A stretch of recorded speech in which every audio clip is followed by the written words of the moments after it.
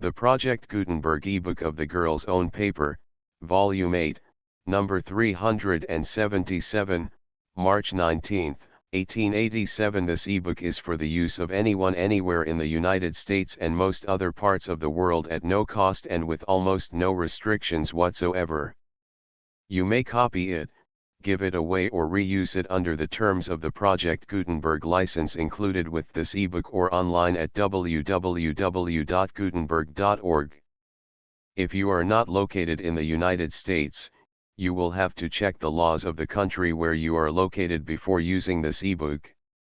Title: The Girl's Own Paper, Volume 8, Number 377, March 19, 1887. Author: Various release date, February 14, 2024. Ebook number 72955. Language: English. Original publication: London, Religious Tract Society, 1880 credits, Susan Skinner and the online distributed proofreading team at https://www.pgdp.net. Start of the Project Gutenberg ebook The Girl's Own Paper, Vol.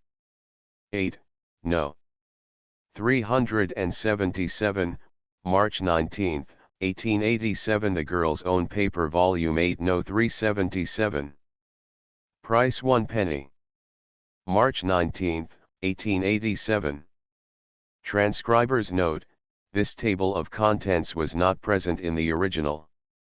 The Blind Girl and the Spring. Merle's Crusade. Eastertide. Notes for April. The Romance of the Bank of England. Arthur in North Italy. Uncle Jasper. She couldn't boil a potato. Varieties. Dr. Zimmerman's Daughter. Answers to Correspondence. The Blind Girl and the Spring. By Sidney Gray. All rights reserved. Yes, it is true that I am blind.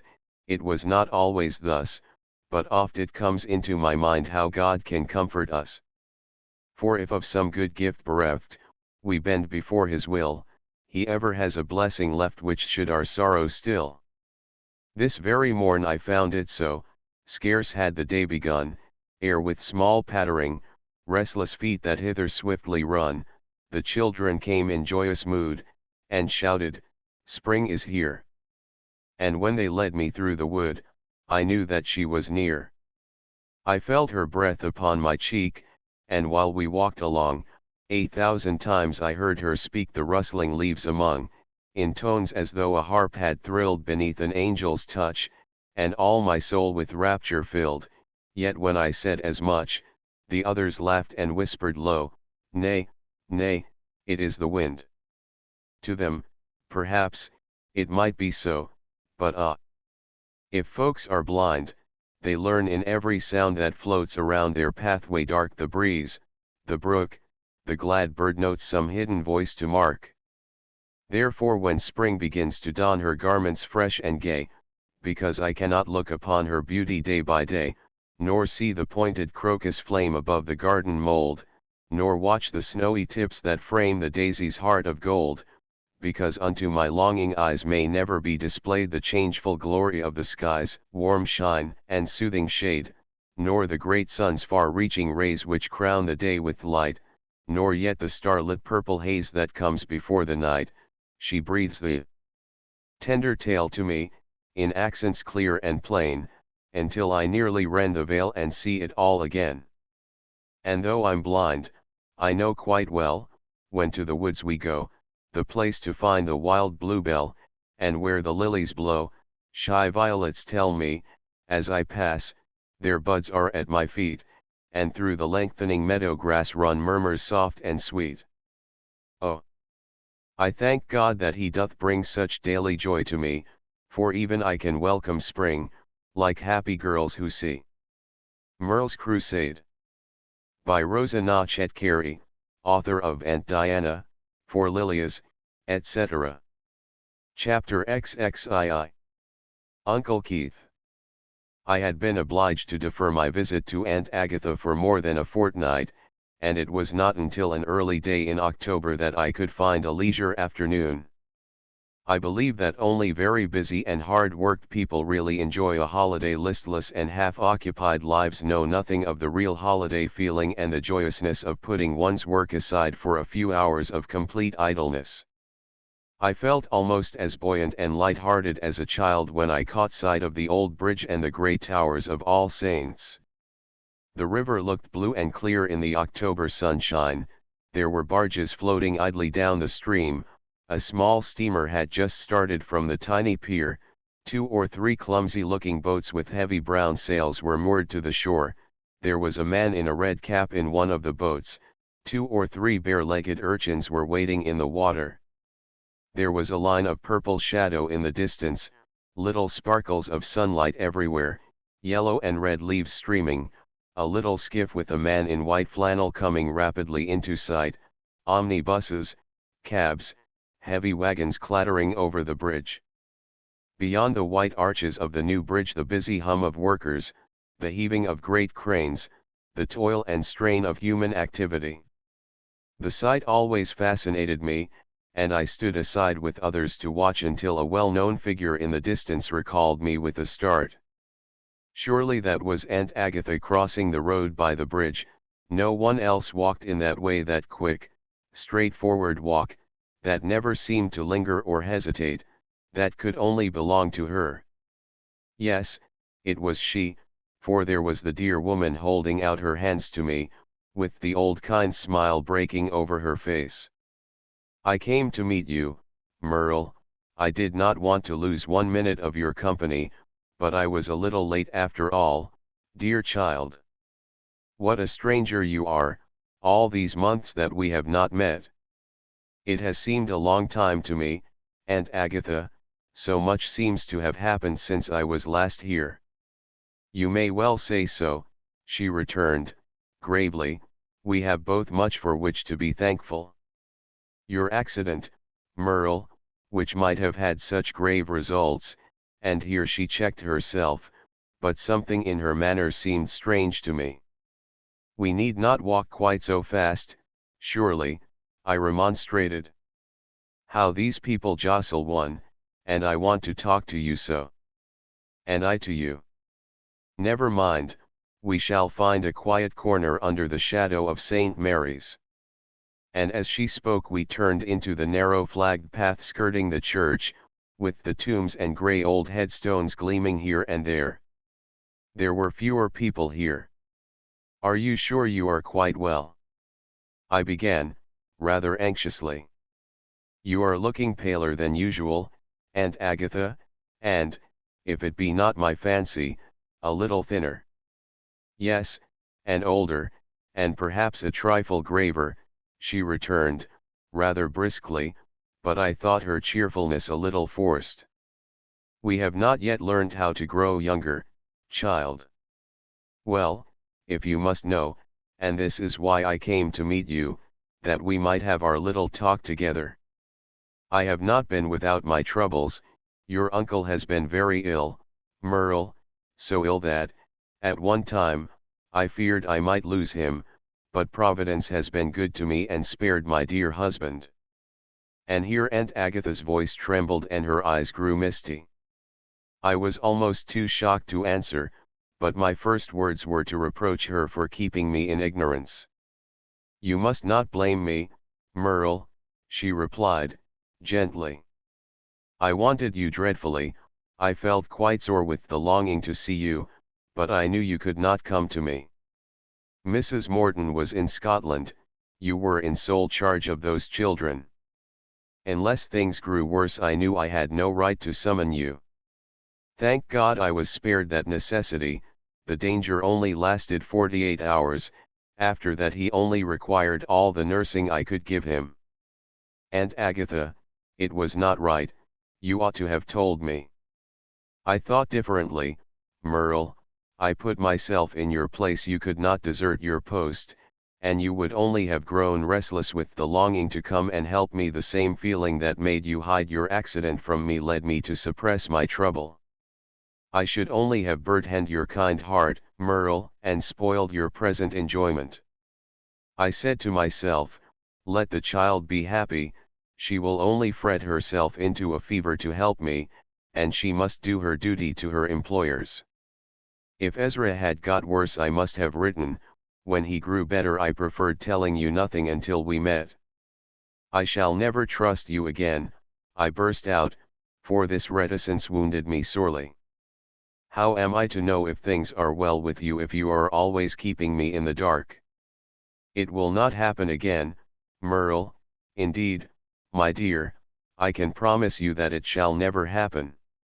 If you had been at Prince's Gate I should have summoned you at once, but, in your position, how could I ask you to desert your post, Merle, when those who placed you there were hundreds of miles away?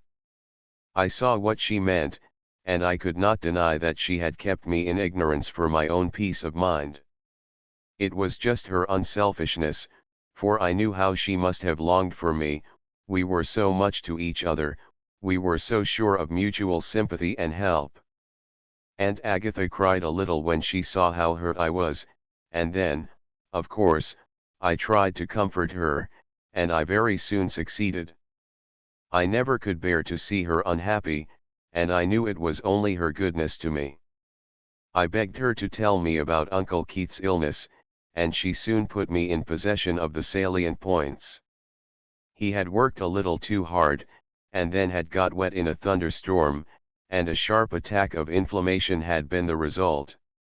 He considers himself well now, she continued, but he is still very weak, and will not be able to resume work for another week or two. His employers have been very kind, they seem to value him highly. Oh, he has been so patient, Merle, it has been quite a privilege to nurse him, not a complaint, not an irritable word. I always knew he was a good man, but illness is such a test of character. But you have worn yourself out, I grumbled, you do not look well. But she interrupted me. Do not notice my looks before your uncle, she said, pleadingly, he is so anxious about me, but indeed, I am only a little tired, I shall be better now I have told you and got it over. You have been on my mind, Merle, and then that horrid accident. But I would not let her dwell upon that. We had reached the cottage by this time, and Patience was watching for us, she looked prettier and rosier than ever. I found Uncle Keith sitting pillowed up in an armchair by the drawing-room fire. I thought he looked shrunken, and there was a pinched look about his features. He had not grown younger and handsomer to my eyes, but as he turned his prominent brown eyes on me with a kind look of welcome, and held out his thin hand, I kissed him with real affection, and my eyes were a little wet. Here, Rumph, my dear, I am pleased to see you there, never mind my stupid illness, I am quite a giant now, Agatha. It is worth being ill, Merle, to be nursed by your aunt, oh, quite a luxury I assure you. Here, Rumph. And here Uncle Keith cleared his throat in his usual fashion, and stirred the fire rather loudly, though he looked a little paler after the exercise. But I am so dreadfully sorry, Uncle Keith, I said, when Aunt Agatha had taken the poker from him and bustled out of the room to fetch him some jelly, to think I never knew how ill you were. That was all the better, child, he returned, cheerfully. Agatha was a wise woman not to tell you, but there are not many people in the world, Merle, who would come up to your aunt, not many, rubbing his hands together. No indeed, Uncle Keith. How do you think she looks, he continued, turning round rather sharply. Have I tired her out, She looks a little tired certainly. Here, Rumph, I thought so. Agatha, my dear, as she re-entered with the jelly, I do not want all this waiting on now, it is my turn to wait on you. I must not wear out such a good wife, must I, Merle? And though we both laughed at that, and Aunt Agatha pretended that he was only in fun, it was almost pathetic to see how he watched her busy movements about the room, and how he begged her again and again to sit down and not tire herself, and yet she loved to do it. I think we both of us knew that. I was not disposed to pity Aunt Agatha as I had done in former years. Perhaps I had grown older and more womanly in those 8 months of service, and less disposed to be critical on quiet, matter-of-fact lives. On the contrary, I began to understand in a vague sort of way that Aunt Agatha was garnering in much happiness in her useful middle age, in her honest, single-eyed service. Love had come to her in a sober guise, and without pretension, but it was the right sort of love after all, no doubt. To youthful eyes, Uncle Keith was not much of a hero, but a plain honest man, even though he has fewer inches than his fellows, may have merit enough to fill one woman's heart, and I ceased to wonder at Aunt Agatha's infatuation in believing herself a happy woman. We had not much talk apart that day. Aunt Agatha could not leave Uncle Keith, but I never felt him less in the way. I talked quite openly about things. He was as much interested as Aunt Agatha in listening to my description of Marshlands and Wheeler's farm, and had not a dissenting word when I praised Gay Sheridan in my old enthusiastic way, and only a soft harumph interrupted my account of Reggie's accident. It was Aunt Agatha who walked back with me over the bridge in the soft October twilight. Tired as she was, she refused to part with me until the last minute. "You must come again soon, Merle," she said, as we parted. "Ezra and I are not young people now, and a bright face does us both good, and your face has grown a very bright one, Merle." Was Aunt Agatha right, I wondered? Had I really grown happier outwardly? Had the inward peace of satisfied conscience and a heart at rest cast its reflection of brightness? I was certainly very happy just then. My life was growing wider, friends were coming round me, interests were thickening, there was meaning and purpose in each opening day. I no longer thought so much of myself and my own feelings. The activities of life, the needs and joys of others seemed to press and crush out all morbid ideas. I had so many to love and so many who seemed to need me and care for me. I went more than once to Putney during the next 2 or 3 weeks. My mistress was far too sympathizing and unselfish to keep me from my own people when they needed me. On the contrary, she was always full of contrivances that I should be spared. November passed very pleasantly. Mrs. Morton was recovering strength slowly but surely. She was no longer a prisoner to her dressing room, but could spend the greater part of the day in the drawing room or in her husband's library. But she still continued her invalid habits and saw few people. I still sat with her in the afternoon, and either Joyce or Reggie played about the room. When Mr. Morton was absent, I came down to her in the evening, and read or talk to her.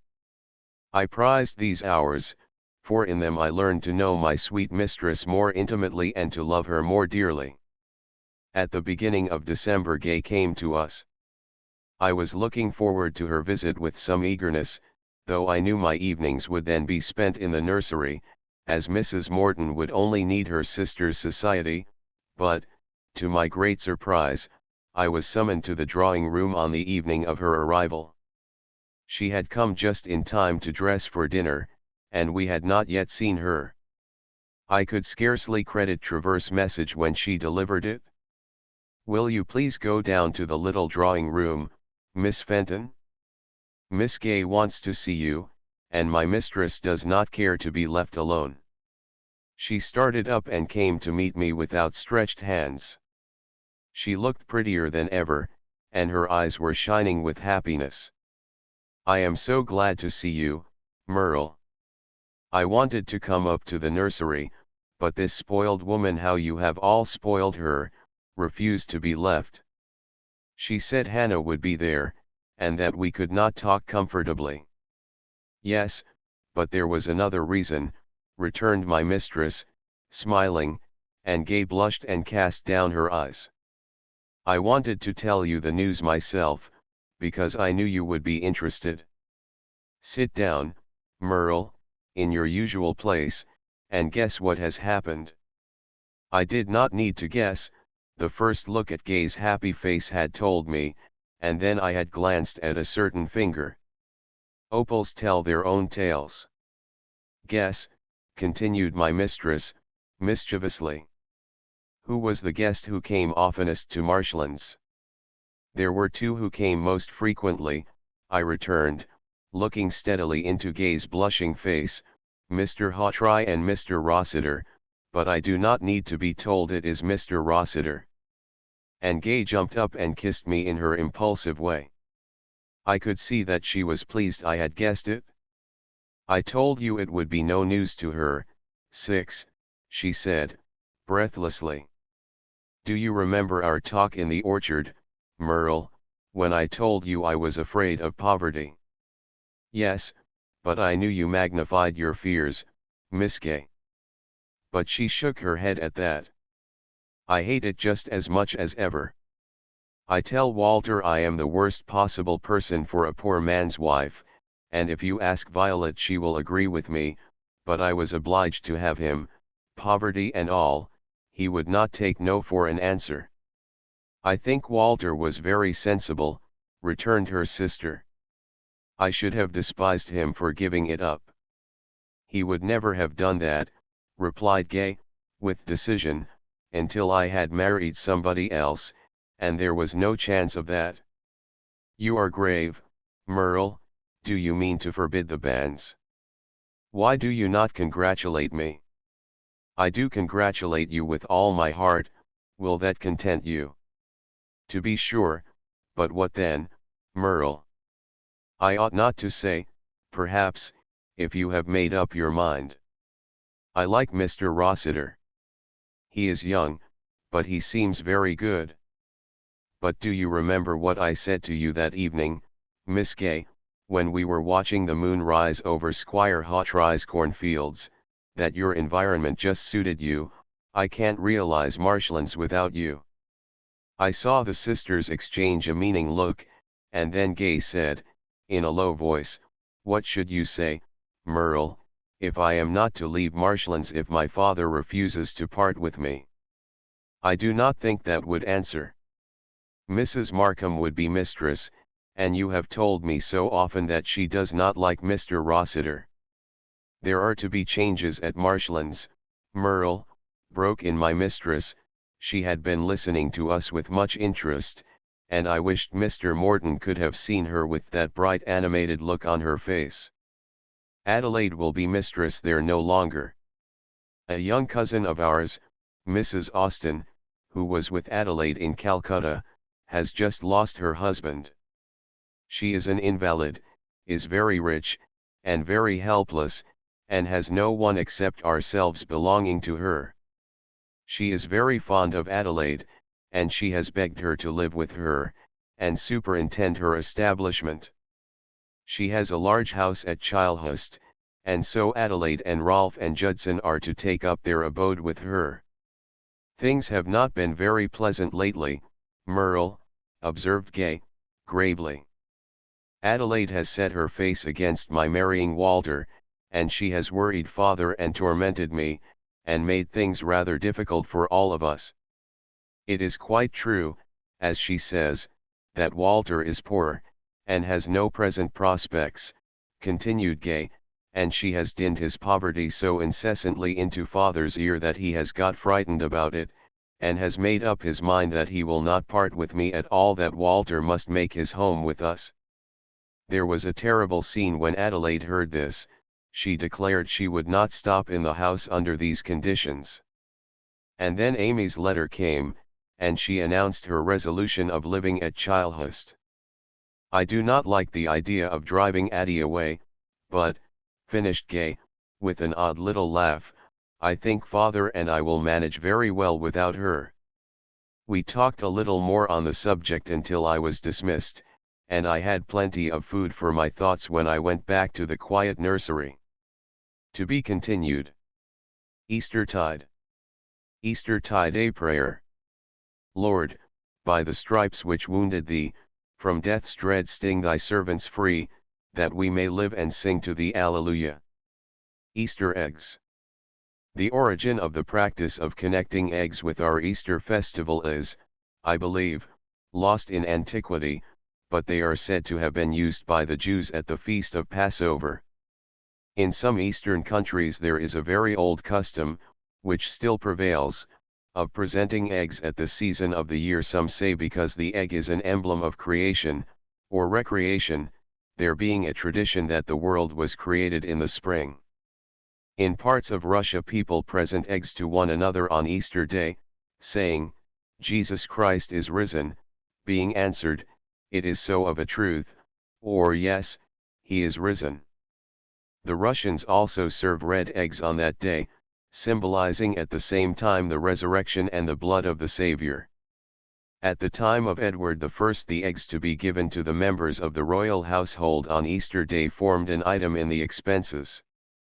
Over 400 eggs, which cost about 1 shilling and sixpence, were, we learn, distributed on that day.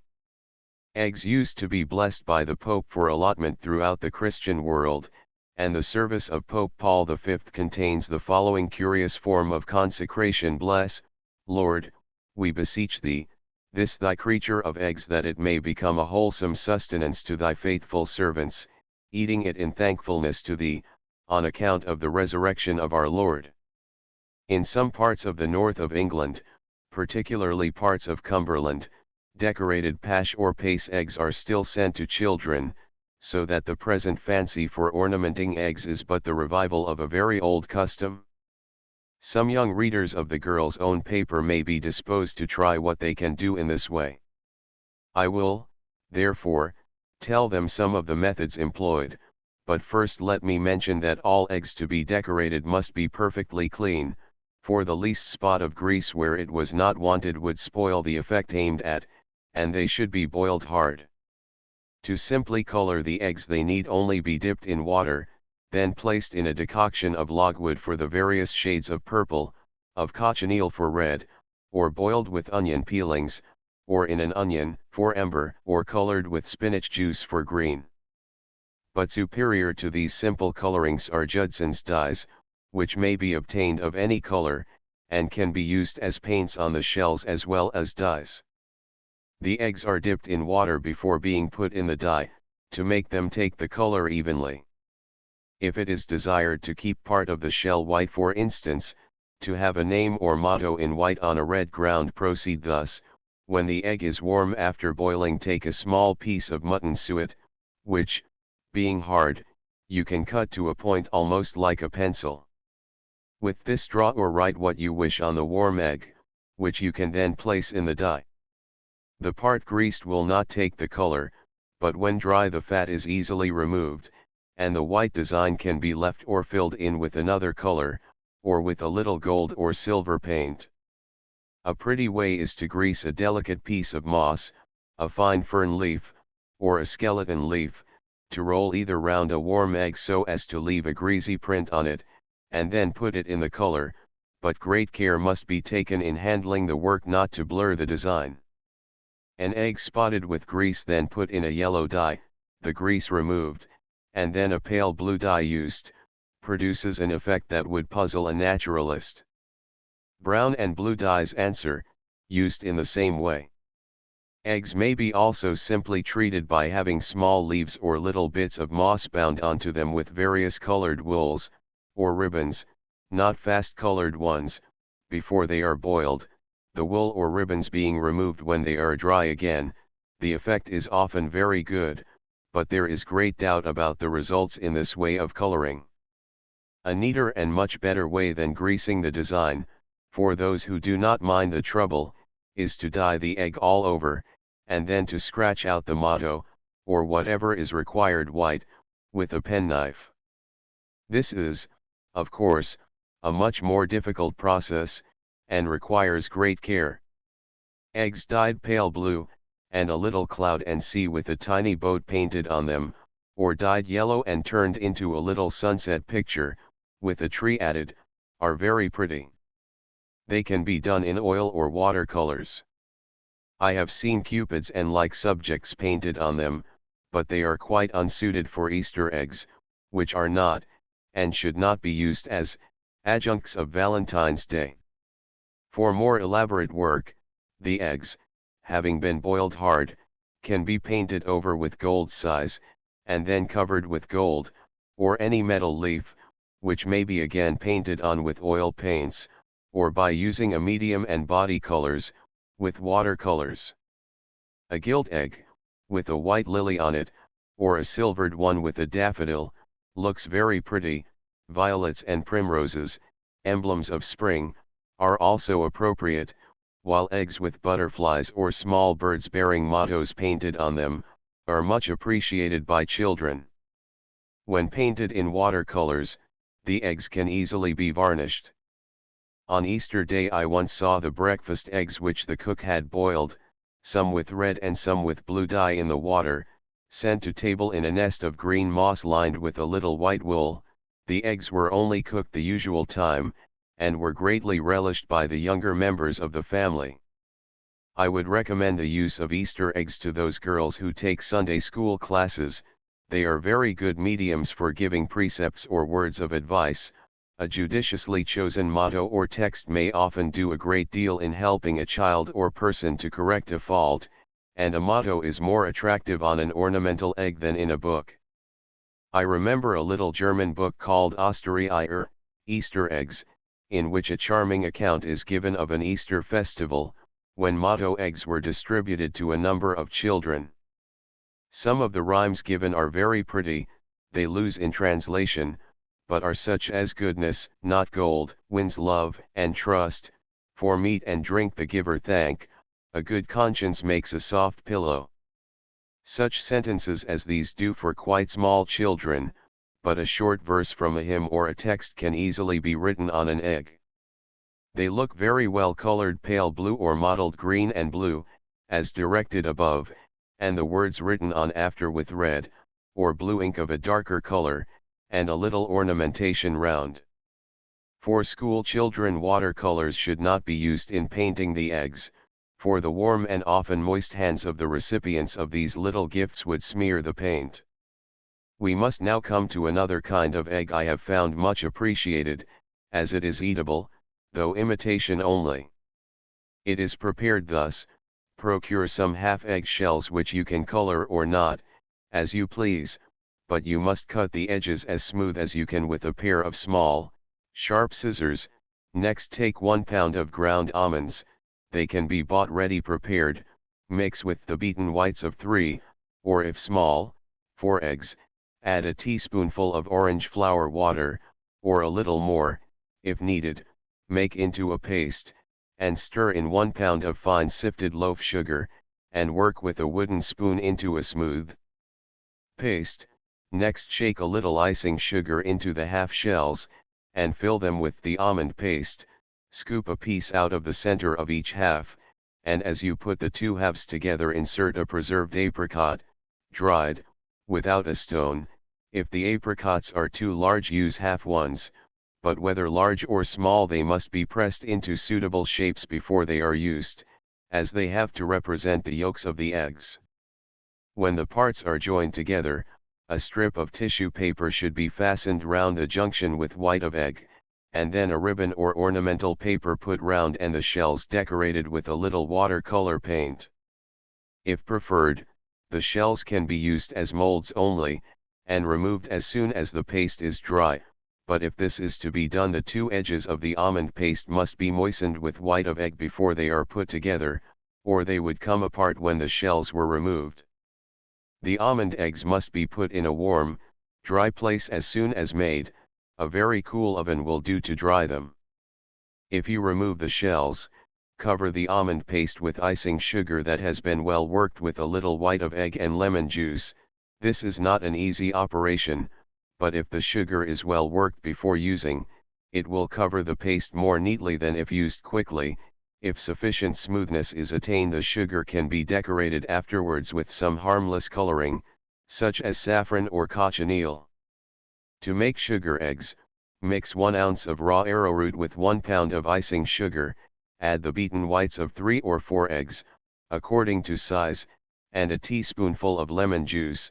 Work the mixture well, use the egg shells as molds and proceed as with almond paste, putting anything that is liked in the center, and joining the halves together with white of egg.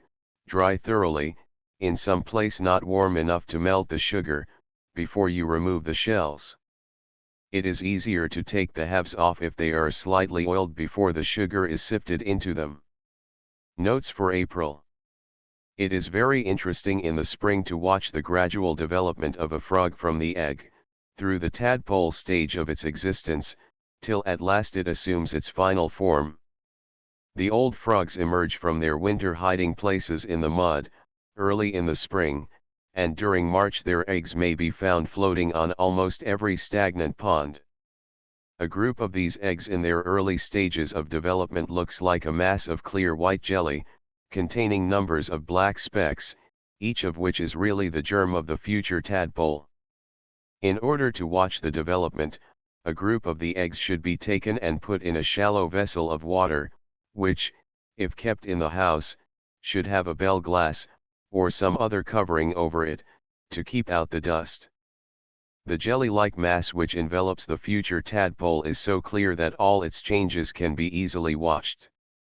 First the head appears, then a flat tail, and in course of time the nostrils, mouth, and large eyes, till at length the completed tadpole bursts open its gelatinous covering, and apparently not in the least embarrassed by its new surroundings, begins swimming briskly about, looking for something to eat. The time occupied in hatching varies in different countries, according to the climate, from 4 days to a month. In England the tadpole does not often appear till towards the end of April. The following stages are even more interesting, especially for those who can take advantage of the transparency of the parts to watch the circulation of the blood through a microscope. The body of the tadpole gradually gets broader, while the tail gets thinner and thinner, till it finally disappears altogether, but before that happens its place has been taken by 2 hind legs, which first appear under the skin and then gradually push their way through. The 4 legs next appear, and so on through all the stages of development, till in a longer or shorter time, according to the amount of warmth, light, and food it can obtain, the complete frog appears. But woe betide the unfortunate tadpole which, first of the shoal, attains to the dignity of possessing limbs, for so ferocious are the later ones, and so jealous of their precocious little brother, that they almost always fall upon him, and, not content with killing, never rest till every morsel of him is eaten. And unless several of the tadpoles assume their final change about the same time, this proceeding is repeated till their numbers are very considerably diminished, or, as sometimes happens, till only one survivor is left, who, having helped to eat all his brethren, instead of meeting with his deserts, is allowed to live on in peace, till some day in the course of his walks abroad, he, in his turn, is snapped up as a delicate morsel by some hungry snake or waterfowl. Insects and flowers are much more closely connected with one another than we sometimes think. Not only do many insects depend upon flowers for their food, but many flowers also depend upon the visits of insects to carry their pollen from one flower to another and so continue the life of their species. There are some flowers, however, whose pollen is carried by the wind instead of by insects, and which are therefore an exception to this general rule. These, not needing to attract insects, are small and insignificant, with neither scent nor honey, but with a very large quantity of pollen. They generally flower early in spring, before the leaves are out, as these would catch the pollen as it is blown along by the wind, and prevent it reaching the flowers for which it is intended. Notice, for example, the flower of the oak, elm, ash, and Scotch fir. April is a busy month in the garden. Auriculas and polyanthuses in bloom should be watered often, and shaded if the sun is very bright, and sheltered when the weather is cold. Tulips also must be sheltered from severe cold, though they may safely be encouraged to grow now. Seeds of perennials and biennials for flowering next year should be sown now, such as wallflowers, carnations, and pinks. Heartsease for autumn flowering should also be sown, and cuttings taken from old plants. Hardy annuals should be sown not later than the middle of April. Give them good soil, and do not cover the seeds too deeply with earth. Some of the smallest kinds should only be sprinkled on the top, and when they begin to shoot up, thin out the young plants vigorously. Amateur gardeners almost always leave them too close together, but the more room they have, the better and stronger they will grow. If there is no greenhouse, or heat, half-hardy annuals may be sown out in the open garden towards the end of April, and if diligently cared for they will grow well and thrive. After a warm day, evergreens are benefited by syringing. Ivy that is wished to grow close should be clipped all over, and grass should be cut about once a week, and often rolled. It should not be allowed to get long before cutting the first time, or it will be troublesome to get into order again. April is the month in which we welcome most of our spring bird visitors. The nightingale and cuckoo have already come and begun their song. The swallow and house martin will arrive about the middle of the month, and are soon busy making new nests, or patching up old ones. The whitethroat appears towards the end of the month. During the April showers the whole air seems full of song. Walking through woods ringing with bird music, we are once more reminded of the problem which so puzzled Daines Barrington. Do the birds all sing in one key? And if not, why do the songs harmonious instead of producing unpleasant discords? Perhaps it is the distance which lends enchantment and softens the discords. No doubt if all the songsters were in one room, the result would not be quite so happy. Many eggs, larvae and cocoons of butterflies and moths may be found this month among heaps of dry leaves, on low bushes, or trunks of trees.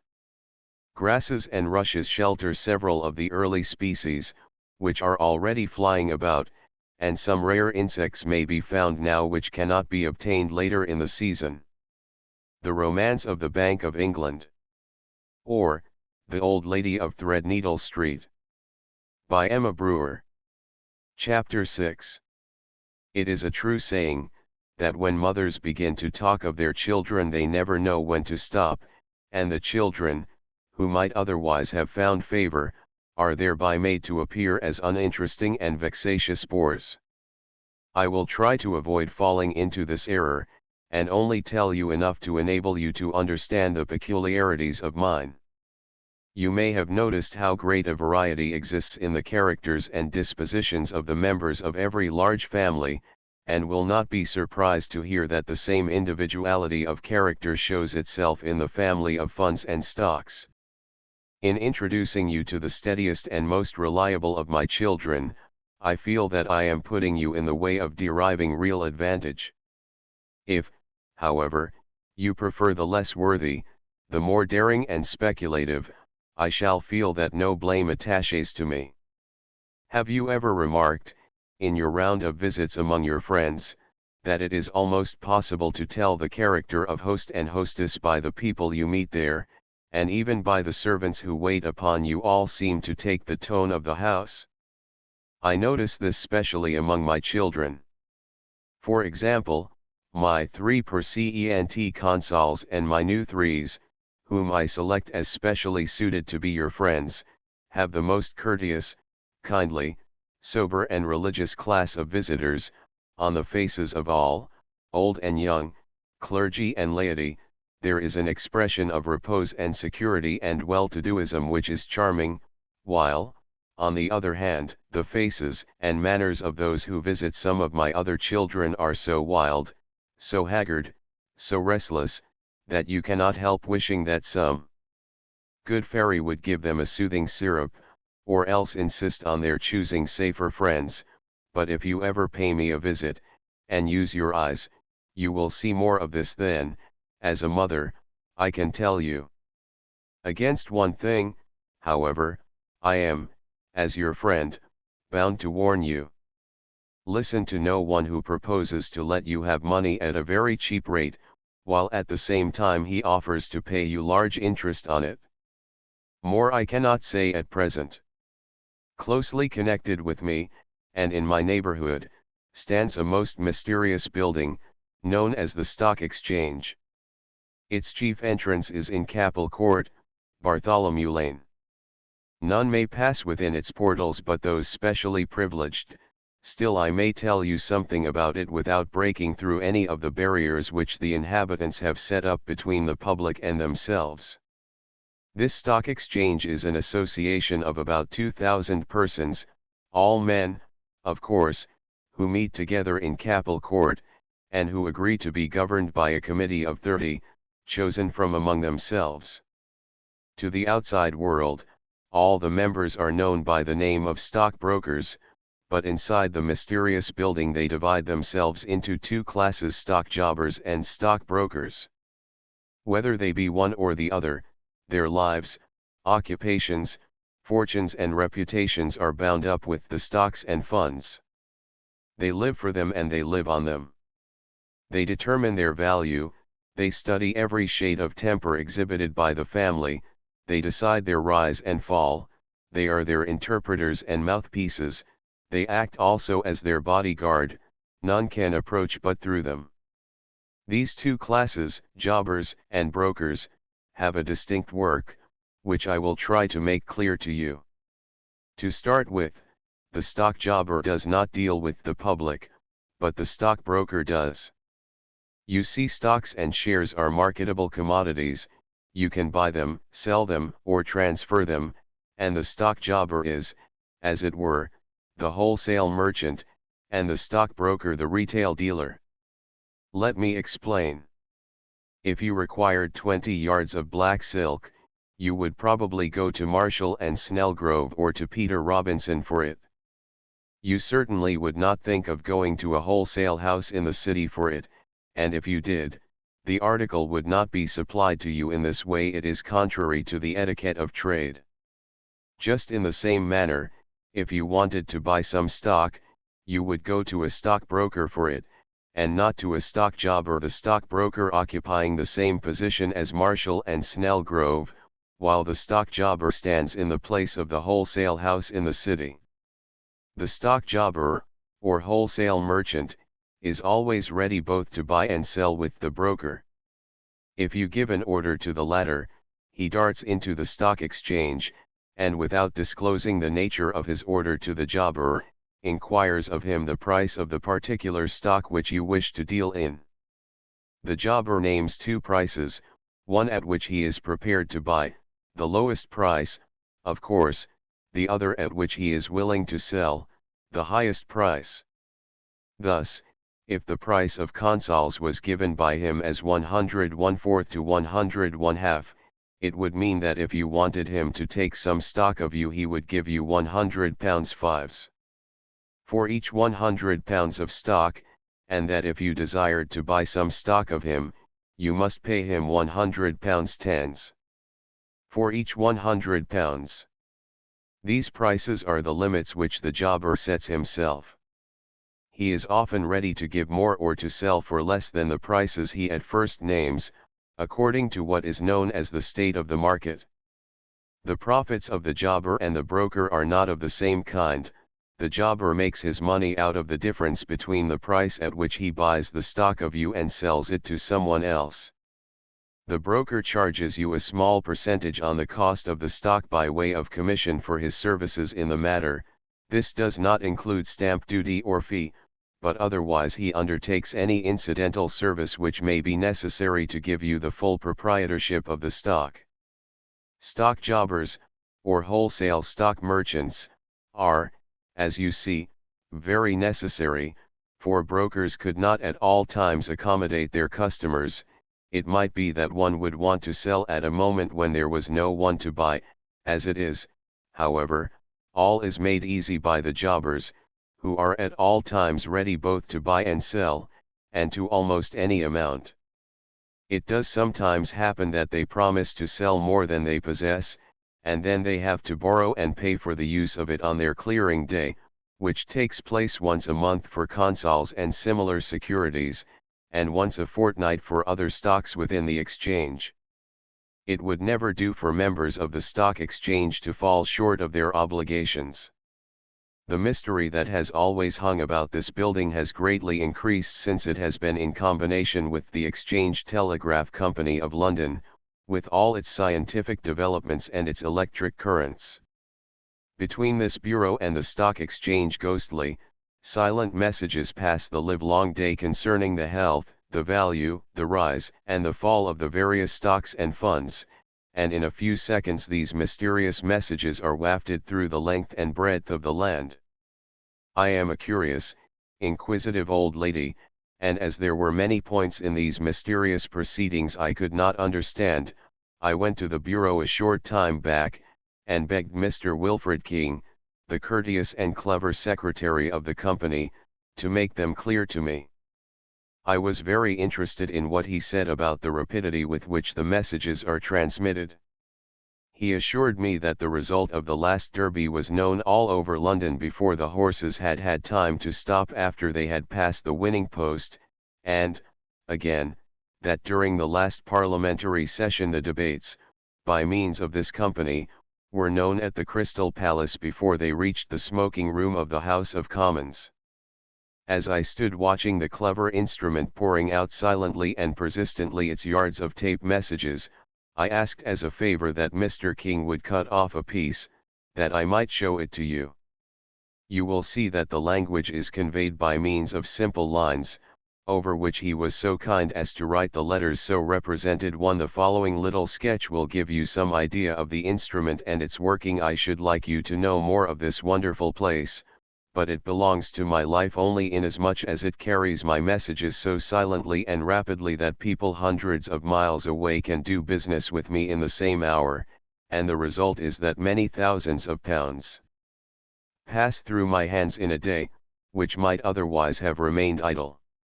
You will possibly feel surprised to hear that on an average 6 millions of pounds too are daily passed in London, without a single coin being used, and without any inconvenience or fatigue, whereas such a sum as this, if paid in gold or silver, would necessitate the carrying backward and forward over many miles some 100 tons weight. Like many other gigantic transactions, it is brought about in an insignificant building in a court leading out of Lombard Street, and therefore close to my residence. It is not a mysterious place like the Stock Exchange, but its power of working is so wonderful as to be quite beyond the power of woman to take in. It transfers more money in 1 week than the whole quantity of gold coin in the kingdom amounts to, and not the least wonderful thing about it is that the entire work is performed by about 30 well-trained clerks, in the most exact, regular, and simple manner. The place I am speaking of is the Bankers' Clearing House, not to be confounded with that in the Stock Exchange. It was established in 1775 by bankers who desired a central place where they might conduct their clearing, or balancing, and their needs led them to the invention of a simple and ingenious method of economizing the use of money. Almost all their payments are in the form of checks upon bankers. The system of clearing is quite as important in money matters as division of labor is in manufactures, and deserves a much more thorough explanation than I can give here, and my only excuse for mentioning it at all is to show you how wonderfully different my position is now, strengthened as it is by the development of science, knowledge, and experience, from what it was in my early days. While my transactions have increased 1,000-fold, money, labor, and time have in an equal degree been economized. I thought myself very rich formerly with a fortune of £1,200,000, and I considered that I and my household had a great deal to do in the management of it, and the work which fell to my lot. Dear me! I can call back the picture of even 120 years ago. My own house was so small that passers-by could scarcely recognize it. The population of London was only 500,000, and there was but one bridge over the Thames connecting my side of the city with Southwark, and as to that mysterious building, the Stock Exchange, it did not exist. You know, also, for I have told you, that my directors only employed 54 secretaries and clerks, and that their united salaries did not exceed £4,350. The contrast between then and now is marvelous even to me. Only look at it. The proprietor's capital is now 14 millions and a half instead of £1,200,000. I am the banker of the government, I receive the public revenue, I pay the national debt, I receive and register transfers of stock from one public creditor to another, and I make the quarterly payment of the dividends. I have undertaken also the management of the Indian debt, as well as the funded debt of the Metropolitan Board of Works. What do you think of that for a woman old as I am in years? You must own that, notwithstanding my age, I am young and vigorous in thought, in action, and in organization, otherwise how could I get through my work as I do? Ghostly, silent messages. My profits, too, are, when compared with those in my young days, enormous. You wanted to know, if I remember rightly, how I lived, and how I obtained the money to pay you your dividends, and whether, in this respect, I was worthy of your trust. Well, I will tell you a few of the ways in which I make money. I obtain large sums by discounting exchequer bills, then there is the interest upon the capital stock in the hands of the government. I receive, also, an allowance for managing the public debt. Up to 1,786 I used to get £562 tens. For every million, it was then reduced to £450 a million, and since 1808 I get £300 per million up to 600 millions, and £150 per million beyond, a nice little sum for you to work out. A further source of income is interest on loans, on mortgages, profit on purchase of bullion, and many other small matters.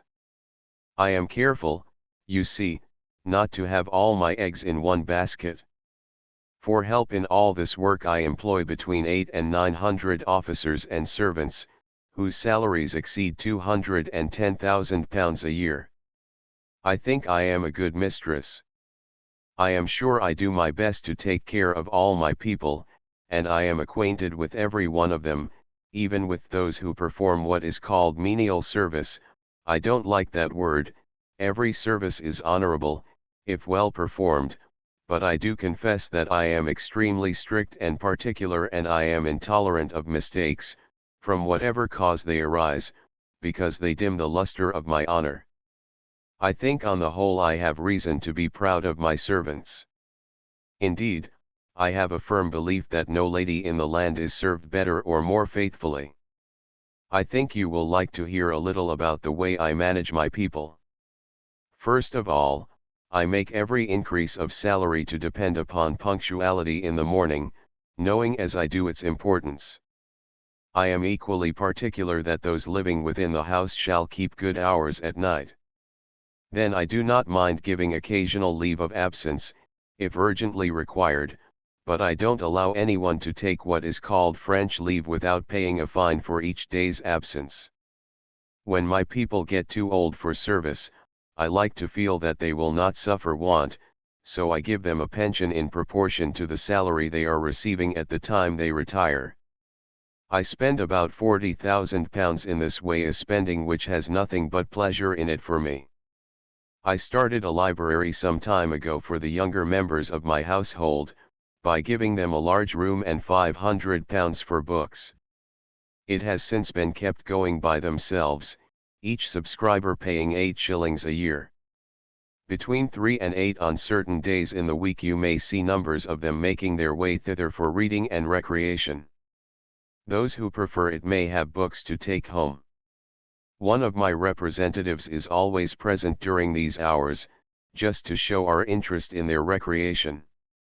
The kind feeling, however, is not at all one-sided, as I have had frequent opportunities of judging.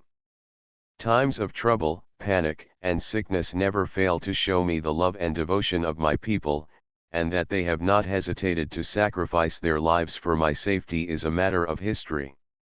During the hours of the night, when I take my well-earned sleep, I am watched over by my faithful servants, who take it in turn, two at the time, to keep watch, in which loving duty they are assisted by a company of foot guards. So you see, on the whole I am a happy woman, a very busy one, and I think a safe one for you to trust. To be continued. Our tour in North Italy. By two London bachelors. St. Giorgio, Maggiore. Our longing expectations were fulfilled, and we were vouchsafed a lovely evening for our entrance into Venice. By the time the train reached Maestre all traces of the storm had disappeared, the sky was dark blue, and glittered with innumerable stars and a full moon, just such an ideal night as one would choose for getting one's first impressions of the most poetical city in the world. From Padua to Maestre there is nothing remarkable, the same seemingly eternal plain has to be traversed, but as the train draws near to the last named city one begins to realize that one is really approaching the Queen of the Adriatic.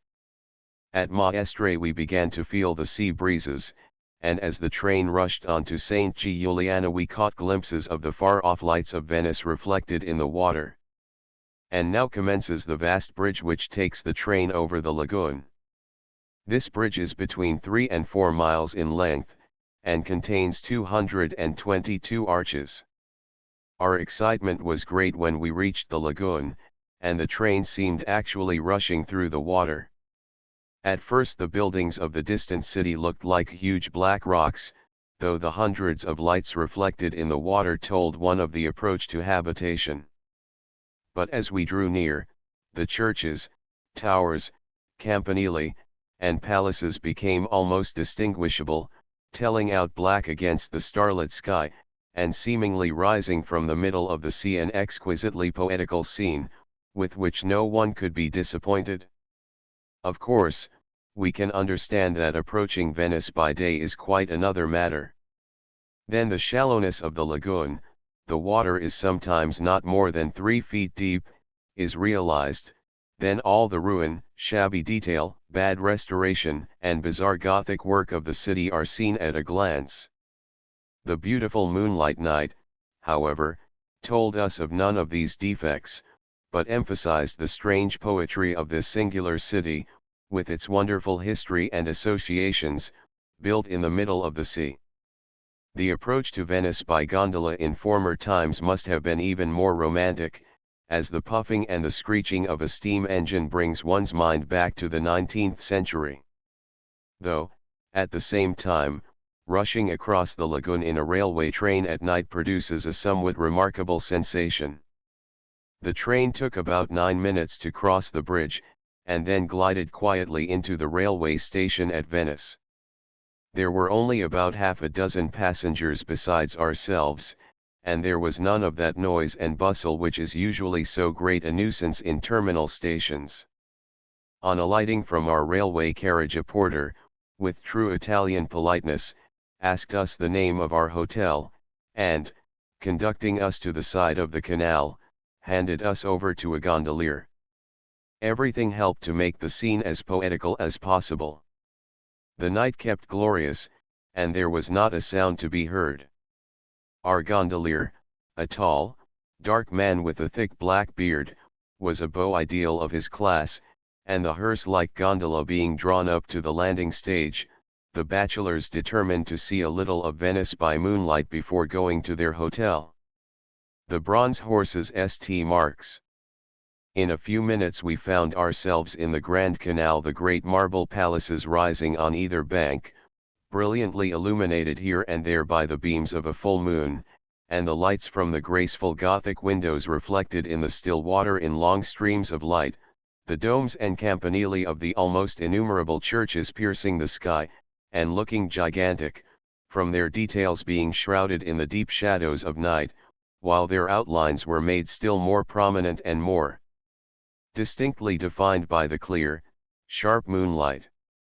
One of these great campanili had an almost startling effect as the gondola passed it. It seemed to interpose itself between the moon and ourselves. We never saw any building which, for the moment, seemed so gigantic. On we went past the opening of many a narrow canal, looking on one side into impenetrable gloom, and on the other into almost magical light.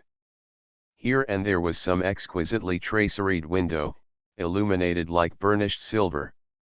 The plash of the oar and the ripple of the water against the gondola added to the charm of the scene, and before long the strains of distant music enhanced the poetry of that most lovely night. A huge arch soon came in sight, spanning the great canal. Need we say that this was the Rialto? The gondola shot beneath it, and wound its way along past a sharp curve in the canal through another bridge, and on our right the Church of the Salute came in sight, and we soon emerged onto the broad and lake-like water of the Giudicata. To our left was a garden, and a little behind it rose the group of domes and the lofty isolated campanile of St. Mark. We knew it was St. Mark's, and were therefore not surprised at its exquisite beauty, though, owing to the intervening buildings, we could only see its domes and campanile. The ducal palace, strange to say, did not present so striking an appearance by moonlight, owing to its somewhat box-like outline.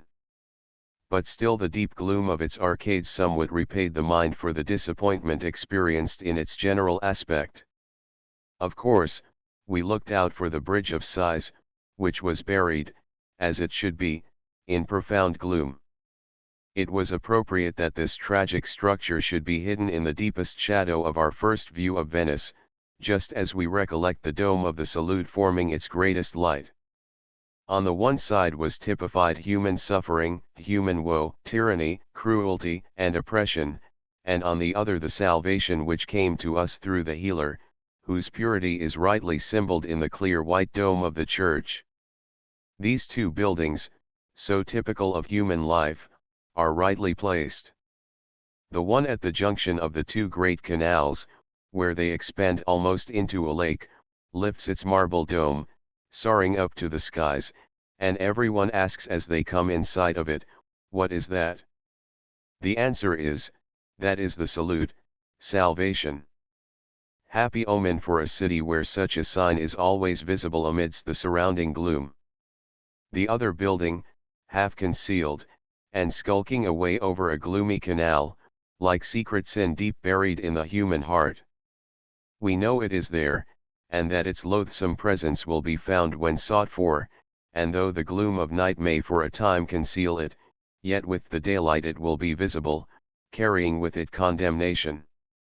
More mundane thoughts, however, filled our minds, and we began to realize the fact that in ordering our gondolier to take us a bit of a round of Venice before landing us at our hotel, we were running serious risk of going to bed supperless, if not of being shut out altogether. So we directed him to retrace, we can't say his steps, but let us say his course, and, after passing down one or two narrow canals, we found ourselves at the steps of our hotel. It was not, however, without a sigh and a kind of feeling almost approaching to dread that we left the bright moonlight of the Grand Canal to penetrate the dark, silent, and gloomy little streams that run between the high walls of the houses. Gloomy they are at all times, these narrow keyless canals, but how infinitely more so in the night, and how their lugubrious aspect impresses itself upon one after emerging from the beautiful scenes which we have just attempted to describe. The first thing we did on arriving at our hotel was to see whether any of our friends had written to us, and we were pleased to find quite a goodly pile of letters awaiting us. How pleasant it is to hear from our friends when abroad, and how doubly dear those friends seem to us when hundreds of miles separate us from them. A rather doubtful compliment this. But is it not always true that distance lends enchantment? When absent from those we like, we are inclined to think over their good qualities and those characteristics that we admire, and to forget all those differences of opinion and little waywardnesses that are so irritating to us when we are with them. Of course, it is different with those we really love. Even then, however, absence intensifies the affection, but from a different reason, arising from an almost nervous anxiety for their health, happiness, and prosperity. After reading our letters, we began to discuss our first sight of Venice, and we both agreed that, up to the present, our fondest expectations had been more than realized. Little did we think that the morrow would bring its disappointments, that in the short space of 24 hours we should underrate Venice, as much as we now exaggerated its beauties, and that we should not gain a correct and lasting impression of its peculiar and unique character, until many days had passed away. In fact, one does not entirely form one's impression of Venice until it has been left, thought over, and compared with other places. From the city itself we called to our memory the wonderful history of Venice, at one time the first maritime power in Europe, and so like our own country in many ways. Our girls may remember the importance of Milan and Verona during the periods that the Viscontis and Sforzas ruled the former city, and the Scaligers the latter. The history of these two cities, however, is simply insignificant when compared with that of the great Republic of the Doges. Venice is said to have been founded about the year AD 450, by the inhabitants of Aquileia, Padua, Altinum, and C, who were driven out of their cities, and their homes utterly destroyed by the cruel Attila, who was at this time overrunning Italy. The persecuted inhabitants, flying before the barbarians, as a last resource crossed the lagoon and built a town on the islets which had formed in the Adriatic. Goethe says, "It was no idle fancy their colonists fled to these islands, it was no mere whim which impelled those who followed to combine with them, necessity taught them to look for security in a highly disadvantageous situation, which afterwards became most advantageous, enduing them with talent, when the whole of the northern world was immersed in gloom. Their increase and their wealth were the necessary consequence. New dwellings arose close against dwellings, rocks took the place of sand and marsh, houses sought the sky, being forced, like trees enclosed in a narrow compass, to seek in height what was denied to them in breadth. Being niggard of every inch of ground, as having been from the outset compressed into a narrow compass, they allowed no more room for the streets than was absolutely necessary for separating one row of houses from another, and affording a narrow way for passengers. Moreover, water was at once street, square, and promenade. The Venetian was forced to become a new creature, and Venice can only be compared with itself. The colonists, under the protection of the Byzantine Empire, must have grown in importance and prosperity, though their early history is very obscure, and it was not until the commencement of the 9th century that Venice became a really important city. The exact date of the election of the first dux or doge, Policius Anaphistus, is not known, but it must have been either at the end of the 6th or the commencement of the 7th century.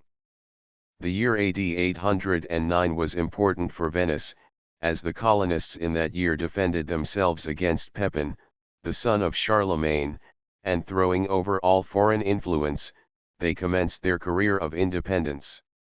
The next important event was the bringing of the body of Saint Mark to Venice in AD 828. The evangelist was thenceforth made the patron saint of the city, and his emblem, the lion, became the arms of the Republic. The Venetians had not as yet made foreign conquests, but the great Doge, Enrico Dandolo, who went to the Fourth Crusade, conquered Constantinople in 1204, and commenced the grand era of Venice. The breaking up of the Byzantine Empire was a great opportunity for Venice, the Republic gaining possession of several islands in the Greek archipelago, together with numerous cities on the Adriatic. As can well be imagined, the growing power of the Republic was watched with jealous eyes by the other Italian states, especially by Genoa, at this time very powerful. The rivalry between the last named city and Venice caused innumerable wars and misery to both combatants. At first Genoa was successful, but the Doge Andrea Dandolo completely defeated the Genoese in 1352, an event which made Venice the most powerful city in northern Italy. The successor to Doge Andrea Dandolo, Marino Falieri, by secret means endeavored to upset the government of Venice and make himself king. His plot was discovered, however, and he was beheaded on the Giant's Stairs in the palace of the Doges. The Genoese were at war again with the Republic in 1379, but a lasting peace was concluded in 1381. From this year until about 1450 Venice carried everything before it.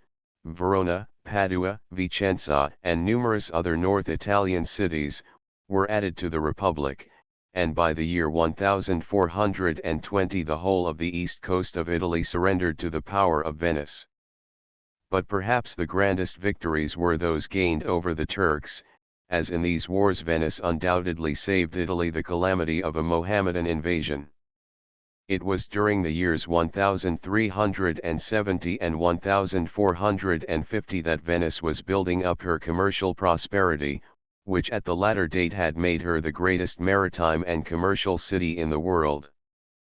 But as in individuals, so in countries. We go on increasing in health and strength up to a certain age, after which comes the inevitable decline.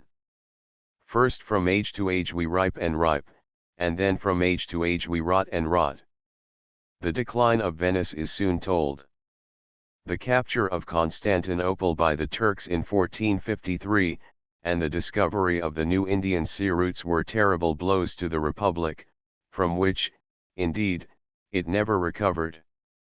The Turks, with whom the Venetians were always at war, proved in the end victorious, and took possession of the eastern colonies of the Republic.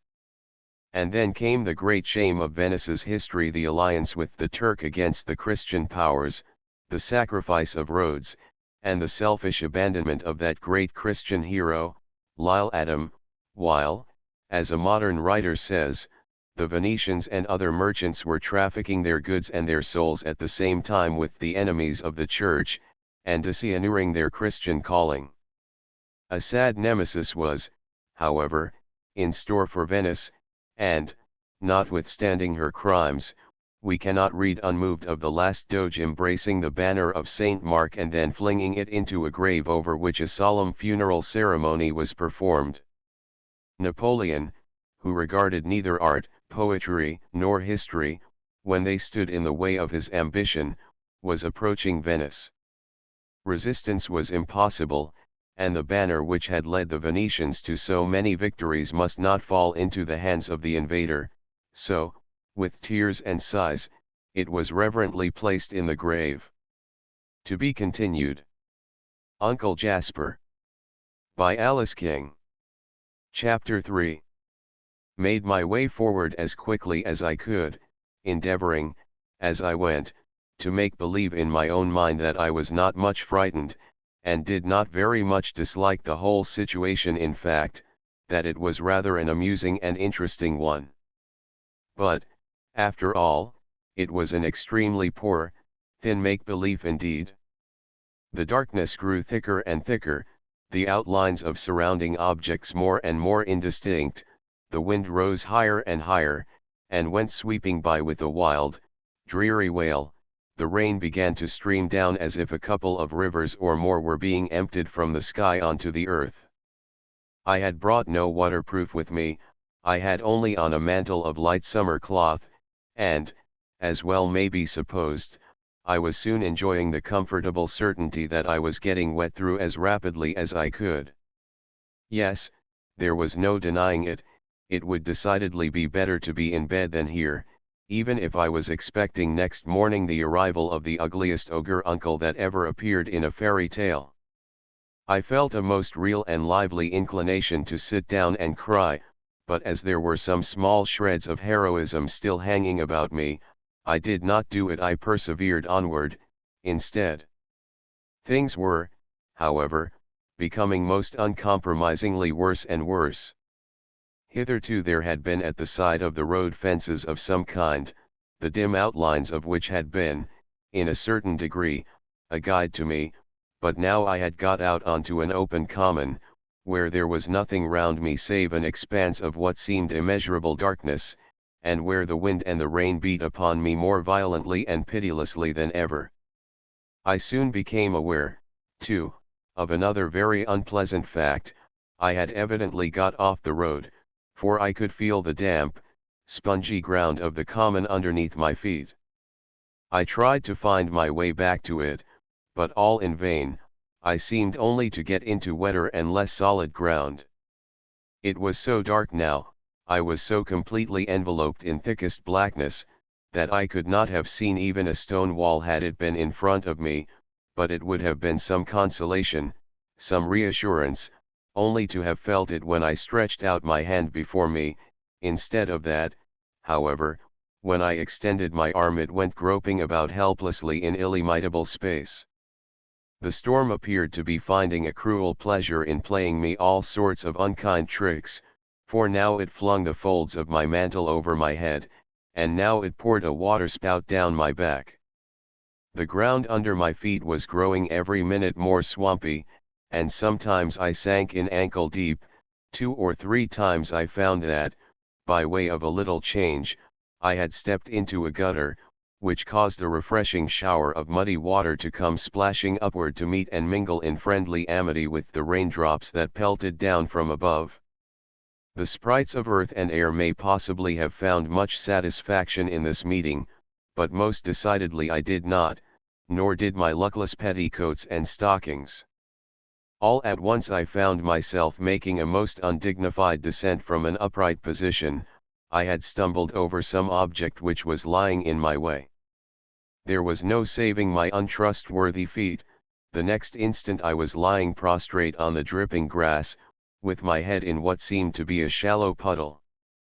I was going to try to pick myself up again as quickly as I could, when there rose around me a series of long drawn-out, horrid, incomprehensible sounds, each of which appeared to strike a rough note in a discordant gamut, while in among them there was a tumultuous, confused jangle of bells, as if 100 tambourines were ringing together.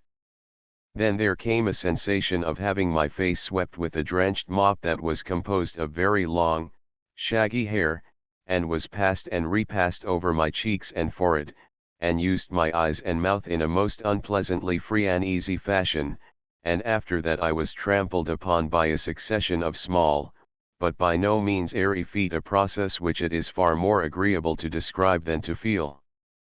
This over, there followed a noise of scampering and rushing and hurrying across the common, until footsteps and bells all died away in the far distance, mingling with the chorus of the storm.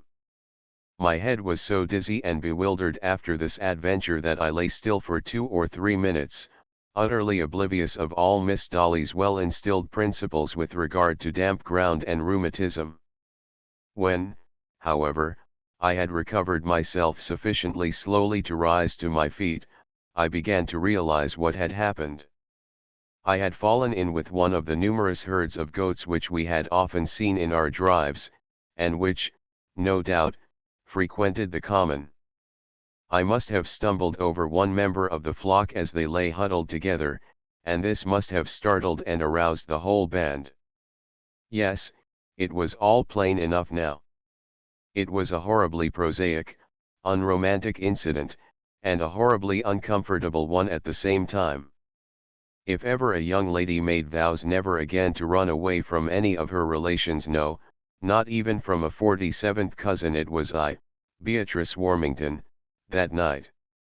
On I went, wading through the heavy, marshy ground, shivering with external cold, yet at intervals hot with inward fear. There seemed no possible way out of my self-incurred difficulties. The darkness was as dense as ever, the storm as unrelenting. I had completely broken down, and was sobbing bitterly. What was to become of me? And the wind answered mockingly, what? My situation appeared to me, in truth, to be growing one of real danger. I was becoming so weary that I did not think I could drag my tired limbs much further. A half-stupor was creeping over my brain, and my senses were beginning to be partially numbed and blunted with terror and fatigue. It seemed to me that I must soon sink down and glide into unconsciousness. I heard in the wind the voice of Lily calling me, half sadly, half reproachfully, and with the thought of Lily came the thought of prayer. But prayer had never been to me what it was to Lily. I could not lean on it as she would have done in my situation. I strove to get hold of words which would tell of my sorrow for my rebellious willfulness, which would be a cry to my Father above, but they slipped away from my lips, and would not come when I wanted them, as they would have come like helpful angels to Lily. I was now evidently beginning to descend a slope of some sort. I could tell that from the feeling of the ground as I trod it. The earth I was walking upon appeared to be less swampy than it had hitherto been, but it was more slippery. Before long this slipperiness became something that there was no contending against. My feet lost all power of stopping themselves. I was sliding swiftly downward, as if I was upon ice. Whither was I going? The question flashed confusedly through my bewildered brain in the midst of the storm and the darkness, and still I flew forward at always increasing speed. All my senses began to float into a dim whirlpool, and I could scarcely take firm hold of any distinct idea. Suddenly there was a sensation of extreme coldness up as high as my waist, and at the same time a consciousness that my involuntary downward flight had ceased. I was standing still again at last, but where was I standing? I stretched out my hand, and bent forward. I could feel water round me. Now that I was at last still, I could collect in some measure my shattered intelligence.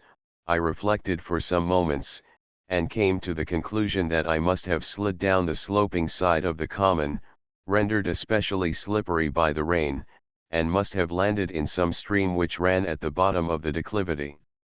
I was wet up to my waist, but at least I was off the common at last. I groped about cautiously with my hands, keeping my feet firm where they stood. I soon found the bank of the stream, which must, I felt certain, be but a shallow and a narrow one. I made a spring in the direction in which my hands had gone, and was quickly, with a great feeling of thankfulness which thrilled from heart to brain, standing once more on solid ground that was neither swampy nor slippery. I had apparently now reached again some road. It was still too dark for me to distinguish anything, but the wind and the rain were less violent here than they had been on the open common. This made a small improvement in my condition, but still there seemed no more hope than there had been before, of my getting out of my difficulties.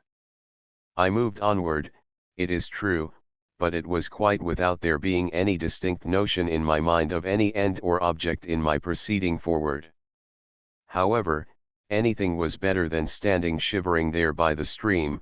Movement would, at least, keep me warm. On the Grand Canal, Venice. I had advanced thus some little distance, when my further course was impeded by some object in front of me. I extended my hand, and what it touched was a cold iron bar. I moved my arm from side to side, and still it was iron bars with which my inquiring fingers came in contact. It must be an iron paling of some kind, I thought, and then began, while I leant wearily against the bars, to ask myself vaguely what kind of places are generally enclosed within such a fence. While these questions passed through my mind, the bars suddenly began to give way before the pressure of my whole weight, which I was supporting upon them. The circumstance nearly caused me another fall, but I saved myself just in time. Then I made a discovery that sent a gleam of indistinct hope flashing through me. What I had been leaning against was an iron gate. I could feel its fastening now quite clearly, and hear the little click it made as I moved it up and down with my finger. Did not the existence of such a gate warrant the notion that some house must be near at hand? The gates into fields are not generally like this gate, I argued. I advanced some steps, and then I became aware of another fact. I was certainly standing underneath trees. I could hear the wind in their branches, could feel the raindrops that dripped from them.